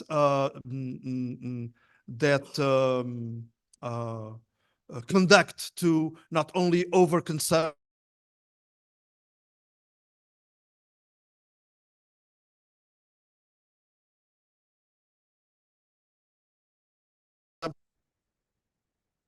which I took notice of, is an over-trust on the receipt of the European Green Deal. Both Maurer and Luís Fazenda have been in different ways critical of this approach, namely for, on the one side, its incremental philosophy that does not adopt radical answers to radical phenomena on the one side, and not taking into due account what Maurer called the social opponents of the need for a true and effective Green Deal, namely not only social opponents, but ideological opponents. And Luigino Bruni has precisely emphasized one of those ideological opponents, which is what he called capitalist religion, with its dogma of meritocracy, leadership, incentives, and this, okay? Now, finally, the fourth message, which I think we take from here, is the centrality of the imperative of a just transition, okay? This is obviously something that the Pope himself has underlined several times in his texts and in his words. But here we have emphasized precisely this notion that a just transition is not only a question, which is obviously something crucial, not only a question of social justice, but it is also a question of intelligence. Intelligence not in the sense of spies, but in the sense of being intelligent, okay? So the need to be intelligent here and to win the people, to win as much people as possible to this need of ecological transition. As Luís Fazenda said, the ecological transformation is either social or it won't be, okay? And for this, obviously, that is the urgent need of the mobilization of huge public investment and of, radical changes in the priorities assumed at the economic level by public authorities at every scale. Finally, a mention to what Barros Prieto has told us. The role of the church, he said, the role of Christians, I would say, is, the role of the church, the role of Christians, of course, is to be prophetic. And I think this is a challenge not only for the church and for Christians, but also for everyone who is, committed with the program of a just transition at the ecological level. So it's also the role of Dialop to be prophetic, following the example of the Pope, follow the example of our religious and laic saints, which we always like to quote. I mean, they're not saints, heroes, if you want, and heroines. And really, to be prophetic is not to be the author of wishful thinking, is to be, radical, announcing practical utopias, okay? So this is it. And I think that at this moment, perhaps before listening to Connie, which will say the more important words of this morning, we would like to hear from Raul about a very practical follow-up of this conference, which will be the publication of the presentations. So Raul, please come to the... And then I'll move to you. Well, thank you very much. Just a note about the publication. Many of you already asked me. We will send you a mail within the next days with all the details. But just to tell you that it's going to be a publication in a series of Sofia University Press. Since we have like more than 30 contributions, we will ask you to keep short your presentations or try to fix your presentations to a public, scientific publication. Okay, so for for the ones who sent an abstract and did a paper, more or less keep the size. So between 1,500 words and 1,800 with notes. And for the keynote speakers, around 2,500 words with notes. So anyway, I will send you an email with all the details and the technical notes. And please don't hesitate to contact me for further questions. We will try to have a deadline by the end of March, more or less, so that you can have a little more time to fix it. The ones who have some graphics and schemes try to be short, because graphics occupies a lot of space. And well, any further question, you can just contact me. Okay. Thank you. So we have heard the concrete steps. That is good. And so I can give you not the conclusion, because it's impossible to make over this 3 days the conclusion for all conclusions. Impossible to do so. So only some remarks. And at first, I want to say thank you for every contribution also in the discussion, for your questions. Sometimes also the questions important, and to make visible the differences and also the common understanding and so. And I think we all of us participate in a wonderful, unique process of dialogue. And this process is connected, of course, with the Sophia University. And we have had very important discussions also in the past. I remember 2016 about Europe. We had the discussion in Cadiz. We had organized the common paper, the dialogue position paper, and all these were very important steps. And I think the Pope audience 2 days before, it was not only a recognition of our project, it was also the emotion, please continue, please improve your dialogue. Make it visible, more visible as before. I give you the open door, and please use this open door. And the question is in which way we can do it. What I give you is only what we have done in these 3 days. Please, it's not ignoring if I forgot some elements, but you can add it in the discussion or later, yes? I think it was good to speak about integral ecology and also social ecological transformation, because both terms are important for us. Also the integral ecology, mostly used by the Christians, and social ecological transformation is a typical part of the left-wing thinking and emancipatory thinking, of course. And we started, and that was very important to start with living without limits, also against such ideological point, against the growth. And I think what we didn't discuss, but it could be very important for the future, what has happened with reducing of limits and what we have to discuss under this condition as a solidarity society in which we want to live. The question of imperial mode of living was very important, because that is one, we have seen it also in the contribution today, has a lot of consequences. And we spoke also and discussed the consequences of such kind of imperial mode of production and also of living.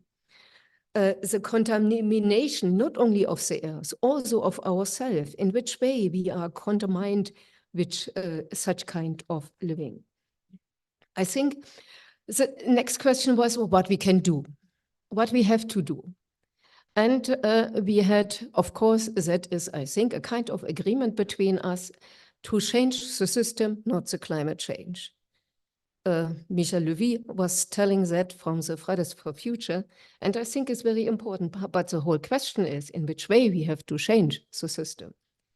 What kind of ideas we have, what kind of concepts we have. And we have heard a lot of concepts. We have heard, for example, the question of extractivism, externalization of the cost, the Green Deal, the just transition, the civil economy, the cycle production, the eco-socialism.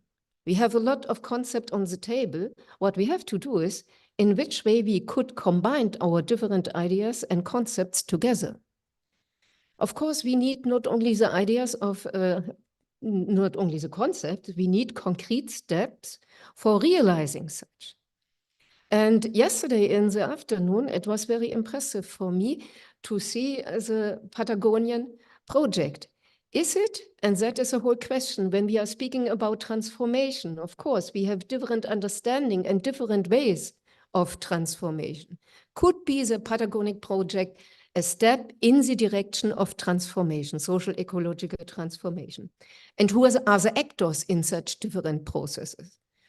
The enterprises, your intervention yesterday, and the entrepreneurs, they are part of the broader alliance, and in which way is it possible to find the balance between the different actors and the contradictions? I come back to the point of the contradiction.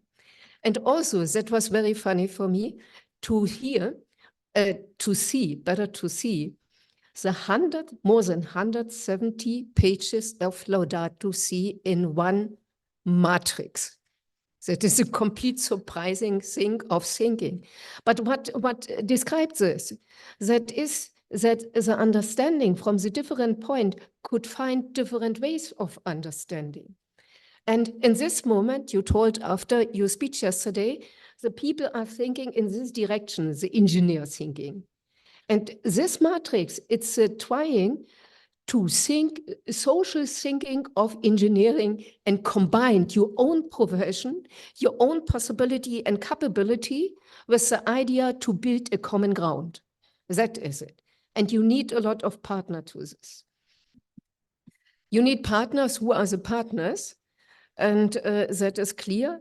The question is the conflict and differences between the partners, the contradictions between the partners. If you have in the alliance between the customers, the trade unions, the workers, the earth, the consumers, without any contradiction, it's not too understandable, of course not. But the question is in which way we have to do so. So, and yesterday and also today was the question of dreaming. Everybody liked to dream. And to dream in such a kind of prophecy, it's very nice, and everybody knows the sentence from Martin Luther King, I had a dream. And then he explained what was his dream.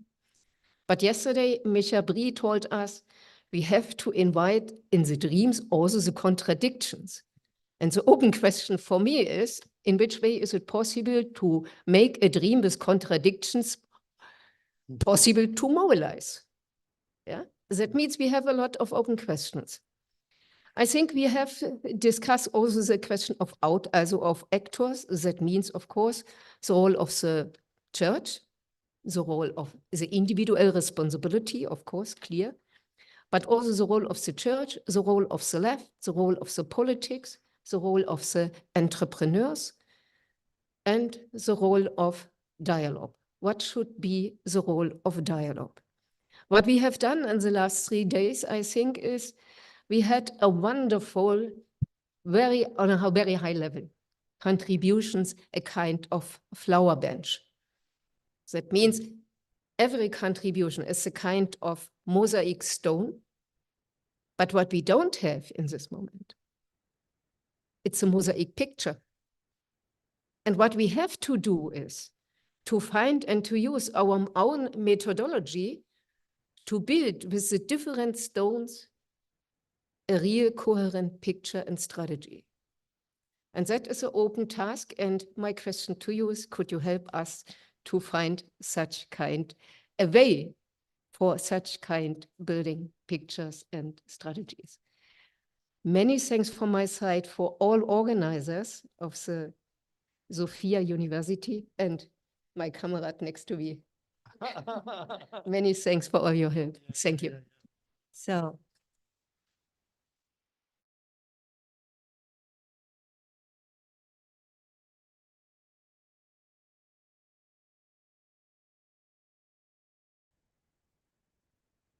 what your ideas are on this topic that you just said, how we keep in touch, how we get to the puzzle together. Well, we put the puzzle together.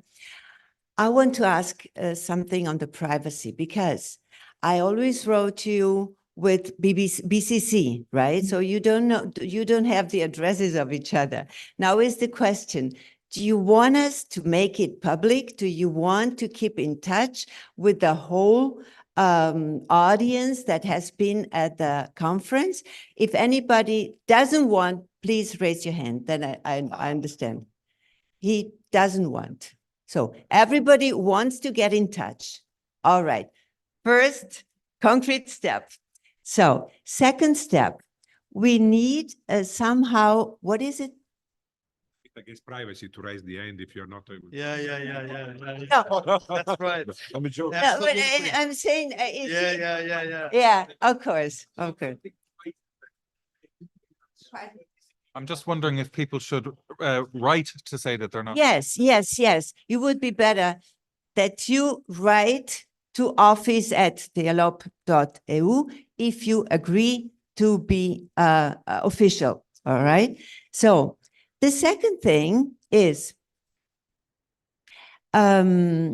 we should find some collecting basin, something where we put all our ideas and all what is coming on. Even Giuseppe has so many ideas of how to use the material. So we have to find a way. The most simple way is to ask Sophia if Sophia wants to be this collecting basin to maybe, I don't know, he can say, we can ask the rector, he's principally, if he's okay with that, and then you don't have to bother because we know your colleagues. We can ask them then if they can take over a sort of hub function to collect all the proposals coming from the audience. Because we have concrete steps to go. We have the recommendations and the proposals to make at the European Union. So that would be a wonderful step if we bring the results of these days at the European Union. But we have someone who has to collect and put it together. Wonderful. And now we open to all of you. So just what? No. No participation. No, you were going to say something. I think it's a good proposal, and my experience after such conferences is it is always better to have a concrete project. And I work for a foundation for political education, and what I have learned in this room was the interdisciplinary approach what we are needed for integral ecology. And maybe would it be useful, we can discuss it later, not today, we don't have enough time, but a kind of educational material concerning integral ecology and social ecological transformation. What does it mean for us in this? As a kind of material for the younger generation, and in this moment, by the way, we need the voice of yours, because also when we want to address it to the younger generations, then is it useful to have your insight in this project? And maybe we make a kind of first draft and then we discuss it. Okay, so at this moment, we would like to have an open debate with everyone present on some lines for the future. Okay, let me just make two initial remarks and then the floor will be for everyone. The first remark is that Dialop is trying to be simultaneously two things. One is a think tank, or to, you know, make the necessary steps to become a think tank. And this means obviously pronouncements, This means intervention in the media. This means, taking positions through the adequate means for that purpose. On ecological transition, on integral ecology, on migrants, on refugees, on human rights, on struggle for peace, and so on and so forth. The second dimension, of which this conference is an expression, is a more academic dimension, a training dimension, in which we gather people, namely senior and young researchers, to debate. We have had previously, for example, one exercise of a presentation of PhD or postdoc projects by Christians with comments from Marxist-oriented perspectives, and the other way around. And we have had this conference. So this is I would say, the more academic or training dimension. Concerning the first of those dimensions, I think there is a consensus. I can guess there is a consensus among us on the publication of a small brochure, including the position paper of Dialop, and the text of the message or of the speech of the Pope in the audience, as basic elements of that publication, perhaps with other elements, but those two would be obviously necessary, so that it will be an instrument of presentation, of communication, of debate, public debate in our own country. So perhaps a possibility, but that is open, obviously, is to have different versions in different languages: English, Italian, Greek, Portuguese, French. I said Greek, or Greek. No, Greek. No, the old Greek, Latin, and so on. Okay. So this is a possibility. Then we will see in practical terms how do we proceed with that. But I think this is one step that we have to give. Let me just announce you that in March, we will have a webinar on the question of rights of refugees and migrants, organized by Dialop, bringing together researchers and activists. This is another element of our identity, which is precisely to bring together people from the research area and activists. And that's precisely what we will do in March. We don't know the precise date, but 16, but yeah, middle March, and we'll announce in this network. Webinar.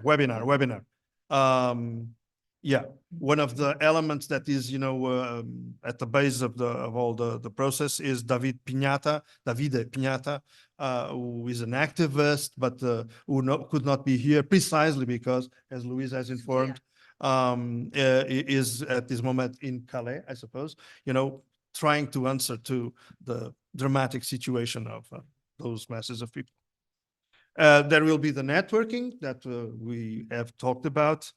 And let me now conclude these remarks and open the floor, to give the floor to everyone, saying that my first contact with Dialop, I was now reminding this, my first contact with Dialop was a long time ago. I mean, centuries. Yeah, I was told that there was such a thing as Dialop, which puts Marxists and Catholics dialoguing. And my comrades in Portugal, knowing that I'm a Catholic, asked me if I wanted to go to a conference. It was in Castel Gandolfo. And I went. And I came into the room. There was a small group at that time. And these two dear friends, together with Walter and Franz, and I suppose Danny also, welcomed me, and I was involved in the discussion. And then I went to Portugal, and I was waiting for nothing else to happen. I mean, I went to a conference, and then I moved to Portugal. But I suppose the next day, or I don't know, this lady was emailing me, telling me that, well, Dialop is, and I was involved. I mean, and I became fascinated with this. I am telling you this story because I suppose that you are now Dialop. Dialop is you. I mean, is us. Okay, it's not you. It's us. Okay. And that's precisely the basis for asking you to share some suggestions of the next steps to be taken by our project, called Dialop. What would be in your mind, within the scope of our possibilities, of course, possible developments to be taken? Thank you. Yes, we have 15 minutes. That's right. So, who wants to take the lead and suggest things? The French are creative. Oh, sorry. The Pope said the French are creative.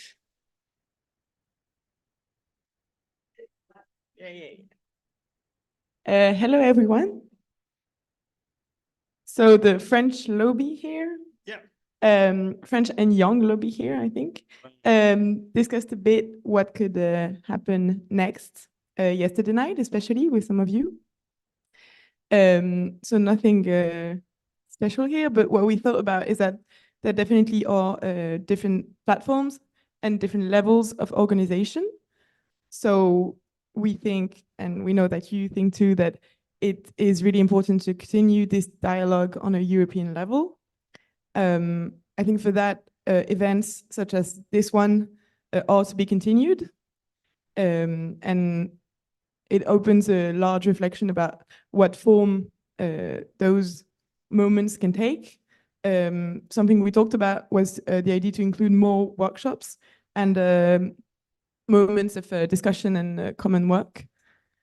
Then I think also on the European level, there is a question of lobbying to the European institutions. And here our colleague from the Comece, that doesn't look at me right now, could be really helpful. So that's another bridge to do and to continue. And then, so the most important idea we had was, or reflection we had, was a continuation of the discussions on a national level. So which would include, or which would mean that everyone here that wants to be Dialop and make Dialop live in its country would have, of course, to become actor. And as José said, we are all Dialop now. Yeah. So in France, we talked a bit yesterday night about things we could do, but there are definitely discussions to be started between scholars and people from the Christian world, either the church, institutional people from the church, clergymen and laymen and women. So that's in the continuation of the dialogue. And then I also think that because of all the great works that you've already done, there definitely is a place for valorization. Is that a word? Mm-hmm. Valorization. I mean, what you said about the position paper, the brochure of the Pope, I mean, there definitely is a work of lobbying to do and go and see. I mean, on the church side, we need to go and reach to the church people and show them that this exists and that it is legitimate for the church to position itself on the economic subjects. I talked a lot. Collaboration. Thank you so much.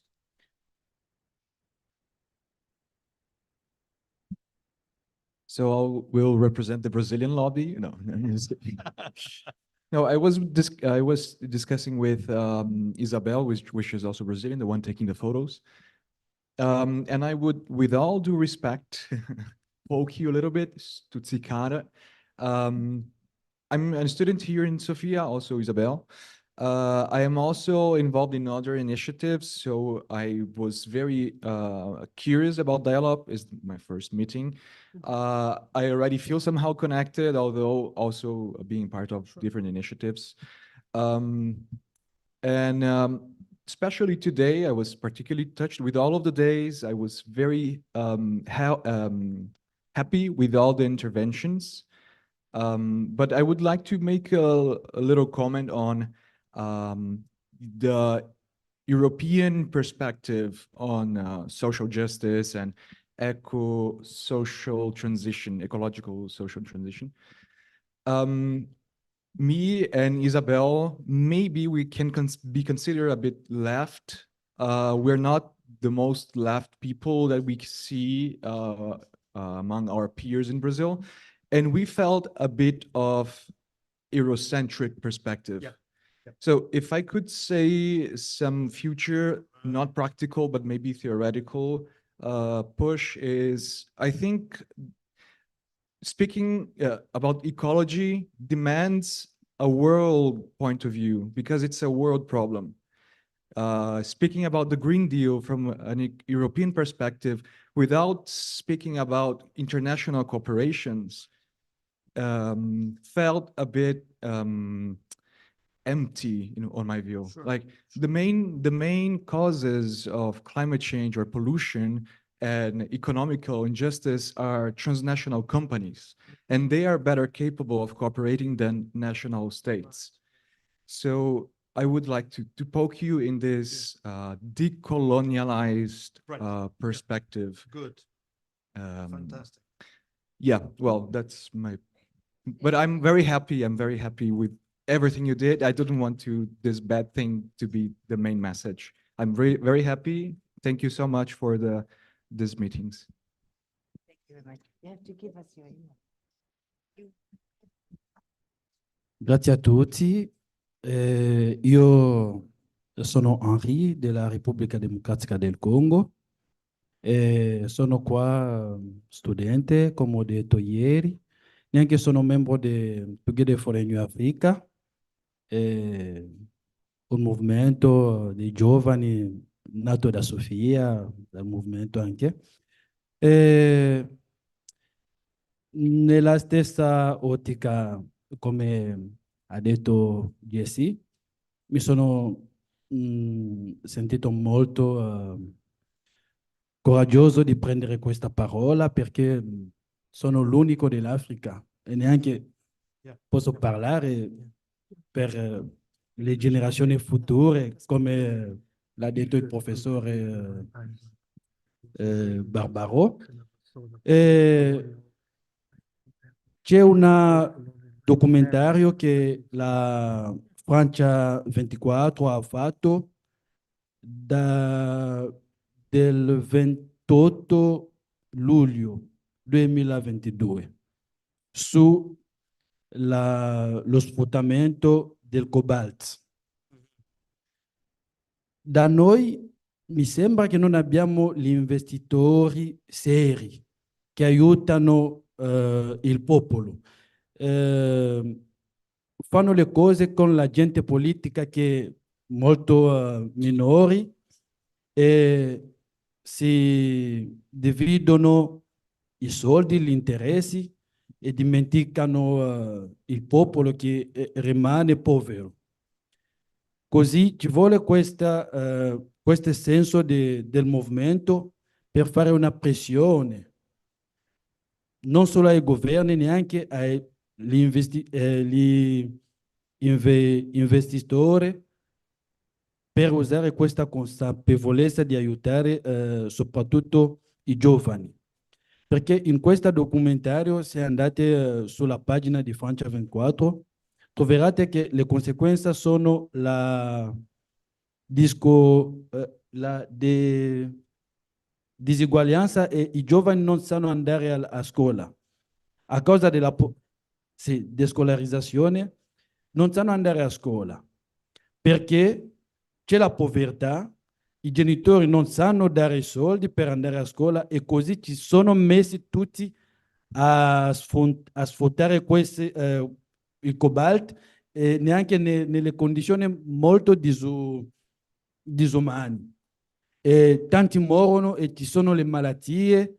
E ho visto anche, c'era una professore che ha fatto chimico, ha parlato delle conseguenze sulla salute, perché quando stanno facendo le loro operazioni, non, non hanno i luoghi speciali per buttare la spazzatura, ma buttano tutto nell'acqua e il popolo vanno a bere quest'acqua senza nessun trattamento medicale. C'è un problema di salute, problema della descolarizzazione e così via.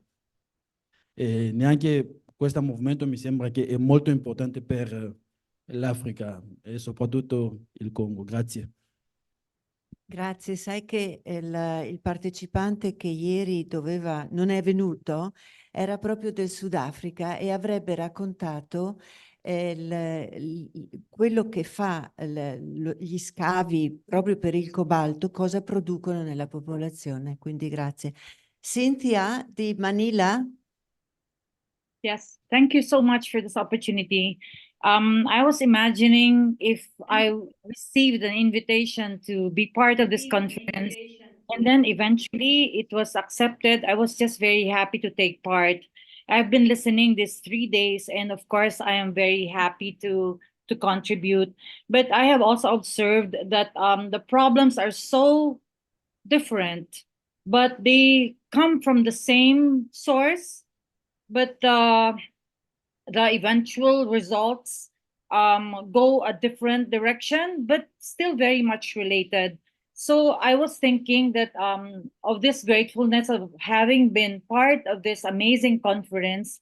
Um, it would be good to bring to the fore, like from Brazil, we went to Africa, and now I'm talking about Asia. If you want Asian representation also, everything that I've heard here is something that we need to do in Asia, because even earlier, the findings was that we have to spread the idea, the message of Laudato Si. And of course, there are global South problems also.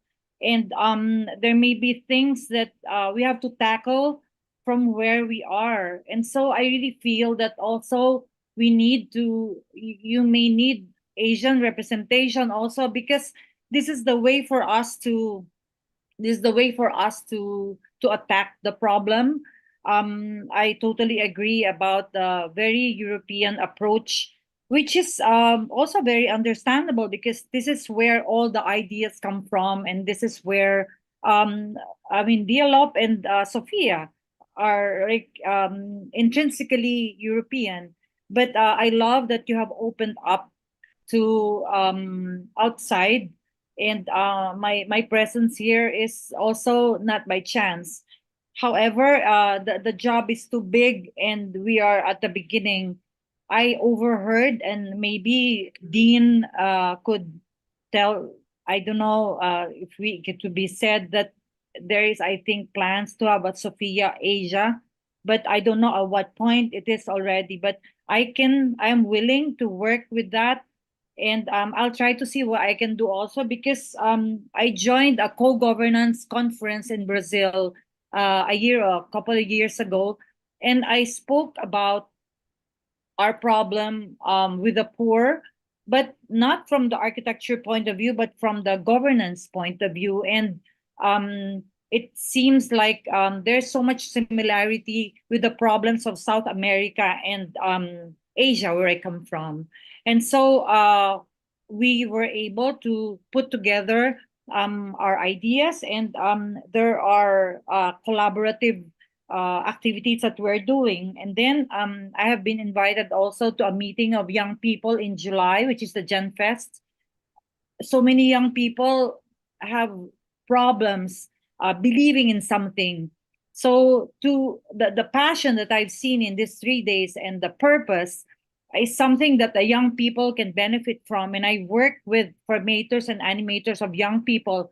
They can bring ahead these ideas that we have had in these 3 days, not just within Europe, but certainly in Asia. The curators of the Biennale, all of us from Global South problems, we have talked about working together. I can certainly open up to them this thing that I found in these 3 days, and I see them opening up also, and this is like something that they can also take advantage of.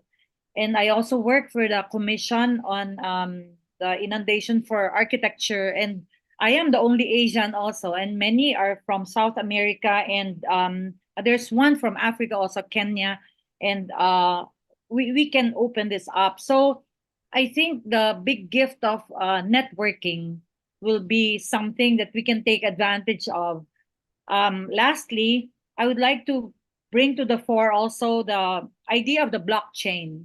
You know how blockchain works, no? That these are all small entities, all of them integral, but all of them networked, all of them connected. So if we are able to, let's not dream so much of big, but let's dream of many, small, integral, and networked.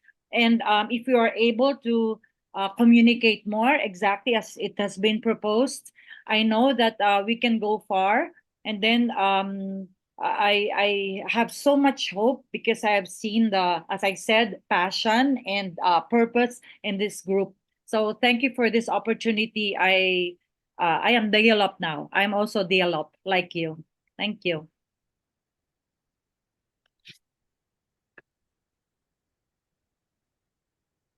Mi intervengo in italiano, se non è un problema.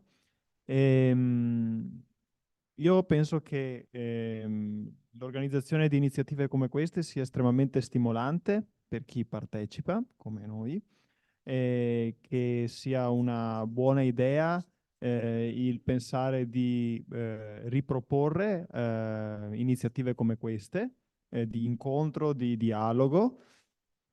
Un suggerimento, si è già parlato del Latino America e di zone che non sono state rappresentate. Parlando del tema ecologico, ma questa cosa si ripercuote anche su altre tematiche di interesse, penso per Dialop, sarebbe interessante riuscire a portare qualche testimonianza, magari fisicamente, dagli assenti che abbiamo visto in questi giorni. L'Est Europa mi sembra che non sia stato molto rappresentato, e anche dal punto di vista di conseguenza religioso tutto il mondo ortodosso, che sicuramente su queste tematiche si può dialogare. E poi l'Asia, certamente, noi sappiamo che i grandi, come dire, azionisti emergenti per quanto riguarda le emissioni sono India e Cina. Sarebbe interessante, o tramite il canale religioso, o tramite quello marxista, riuscire a portare nelle future iniziative qualche rappresentante che sia disposto ad avere un confronto. Ecco, questo. I would like to point out that the absence of Cynthia and also of Kennedy, who could not join last night, was due to an ecological conscience, because they said, I cannot go to Europe for 3 days and give this enormous footprint only for this purpose. So a big applause also to that, to this purpose, yes. E io voglio ringraziare sicuramente per questo spazio che si è aperto con questa conferenza, e mettere in luce uno dei punti positivi, secondo me quello più tra tutti, e cioè l'interdisciplinarietà, perché questo ci dà modo di di vedere come niente è sufficiente, la teoria non è sufficiente, gli strumenti che gli ingegneri, non so, del materiale non è sufficiente, ma messo insieme, come diceva anche Cornelia, danno la possibilità di questo mosaico. E però all'interno di questa visione così positiva volevo dire anche che forse può esserci un suggerimento metodologico perché conferenze come queste poi possano portare a maggiori risultati, e cioè facilitare nella distribuzione degli interventi dei panel che abbiano più o meno le stesse caratteristiche per poterle discutere realmente insieme, perché altrimenti poi succede che nei dibattiti si sceglie una o l'altra relazione senza andare a fondo nelle varie questioni. Quindi solamente questo suggerimento tecnico. Non era solo tecnico, era molto difficile. Well, we have to finish because we are reaching our final time now. No, he doesn't want. So, yeah. I giovani, he says. Any giovane more?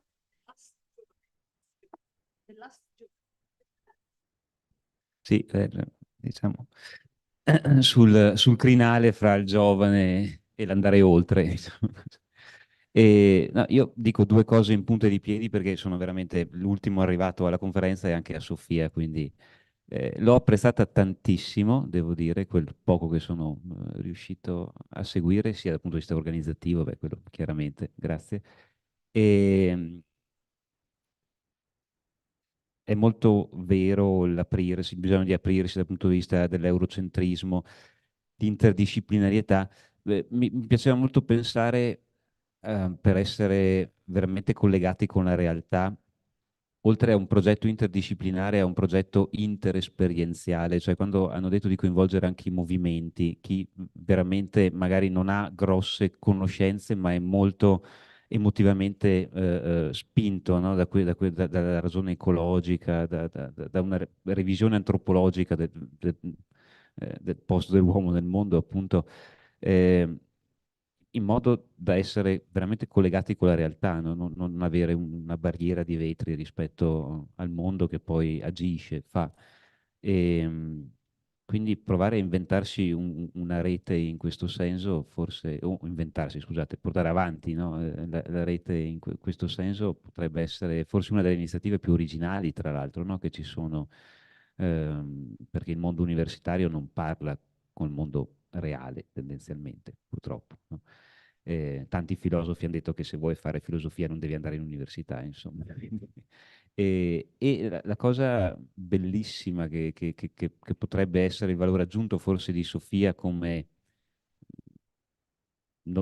come uno dei luoghi, no, in cui si concentra questa esperienza è il fatto che sia piccola, perché è vero che da un certo punto di vista ha meno risorse, meno capacità, ma dall'altra ha il valore aggiunto di poter essere comunità, no? Una comunità in rete, cosa che non capita negli altri atenei tendenzialmente, e questo può essere veramente il valore aggiunto, rimanere collegati al mondo reale e rimanere a una dimensione umana, no? Da un certo punto di vista.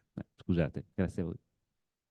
Thank you. I suppose we are coming to the end. So, thank you very much on behalf of the coordination team. Yeah. Okay. Thank you very much on behalf of the coordination team for these important suggestions. The creation of national dynamics in different countries where we are able to create national groups of Dialop and develop activities in articulation with the other countries, go beyond Eurocentrism and therefore include a post-colonial perspective on our debates and our agenda, a focus on interdisciplinarity, of which the Sophia teaching projects, as the rector has underlined, could be a first step towards that goal. I will just end this conference. I have the honor of doing it. On behalf of we all and on behalf of Dialop very specifically, I would like to thank the Sofia University Institutes for the huge collaboration we had. It was really, you know, above everything that we can think in terms of planning. So it was really great. Thank you so much. All our thanks also to all those that have collaborated in the operational elements of this conference, from the audiovisual to the catering, to the buses, to, you know, all the people that have worked for us during these days. And finally, have a safe trip back home. Bye-bye.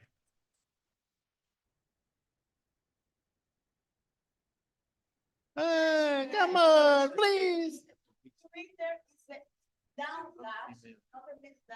What? What?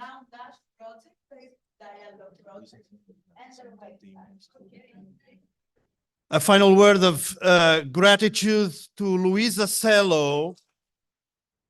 A final word of gratitude to Luisa Cello, because she has been the soul of this organization. Thank you. It's very easy. It's very easy to coordinate great people and great things. Listen, the photograph is saying last night it was not a good light. So could you take this effort and come back again to take a picture with the sunshine? We have 5 minutes time to go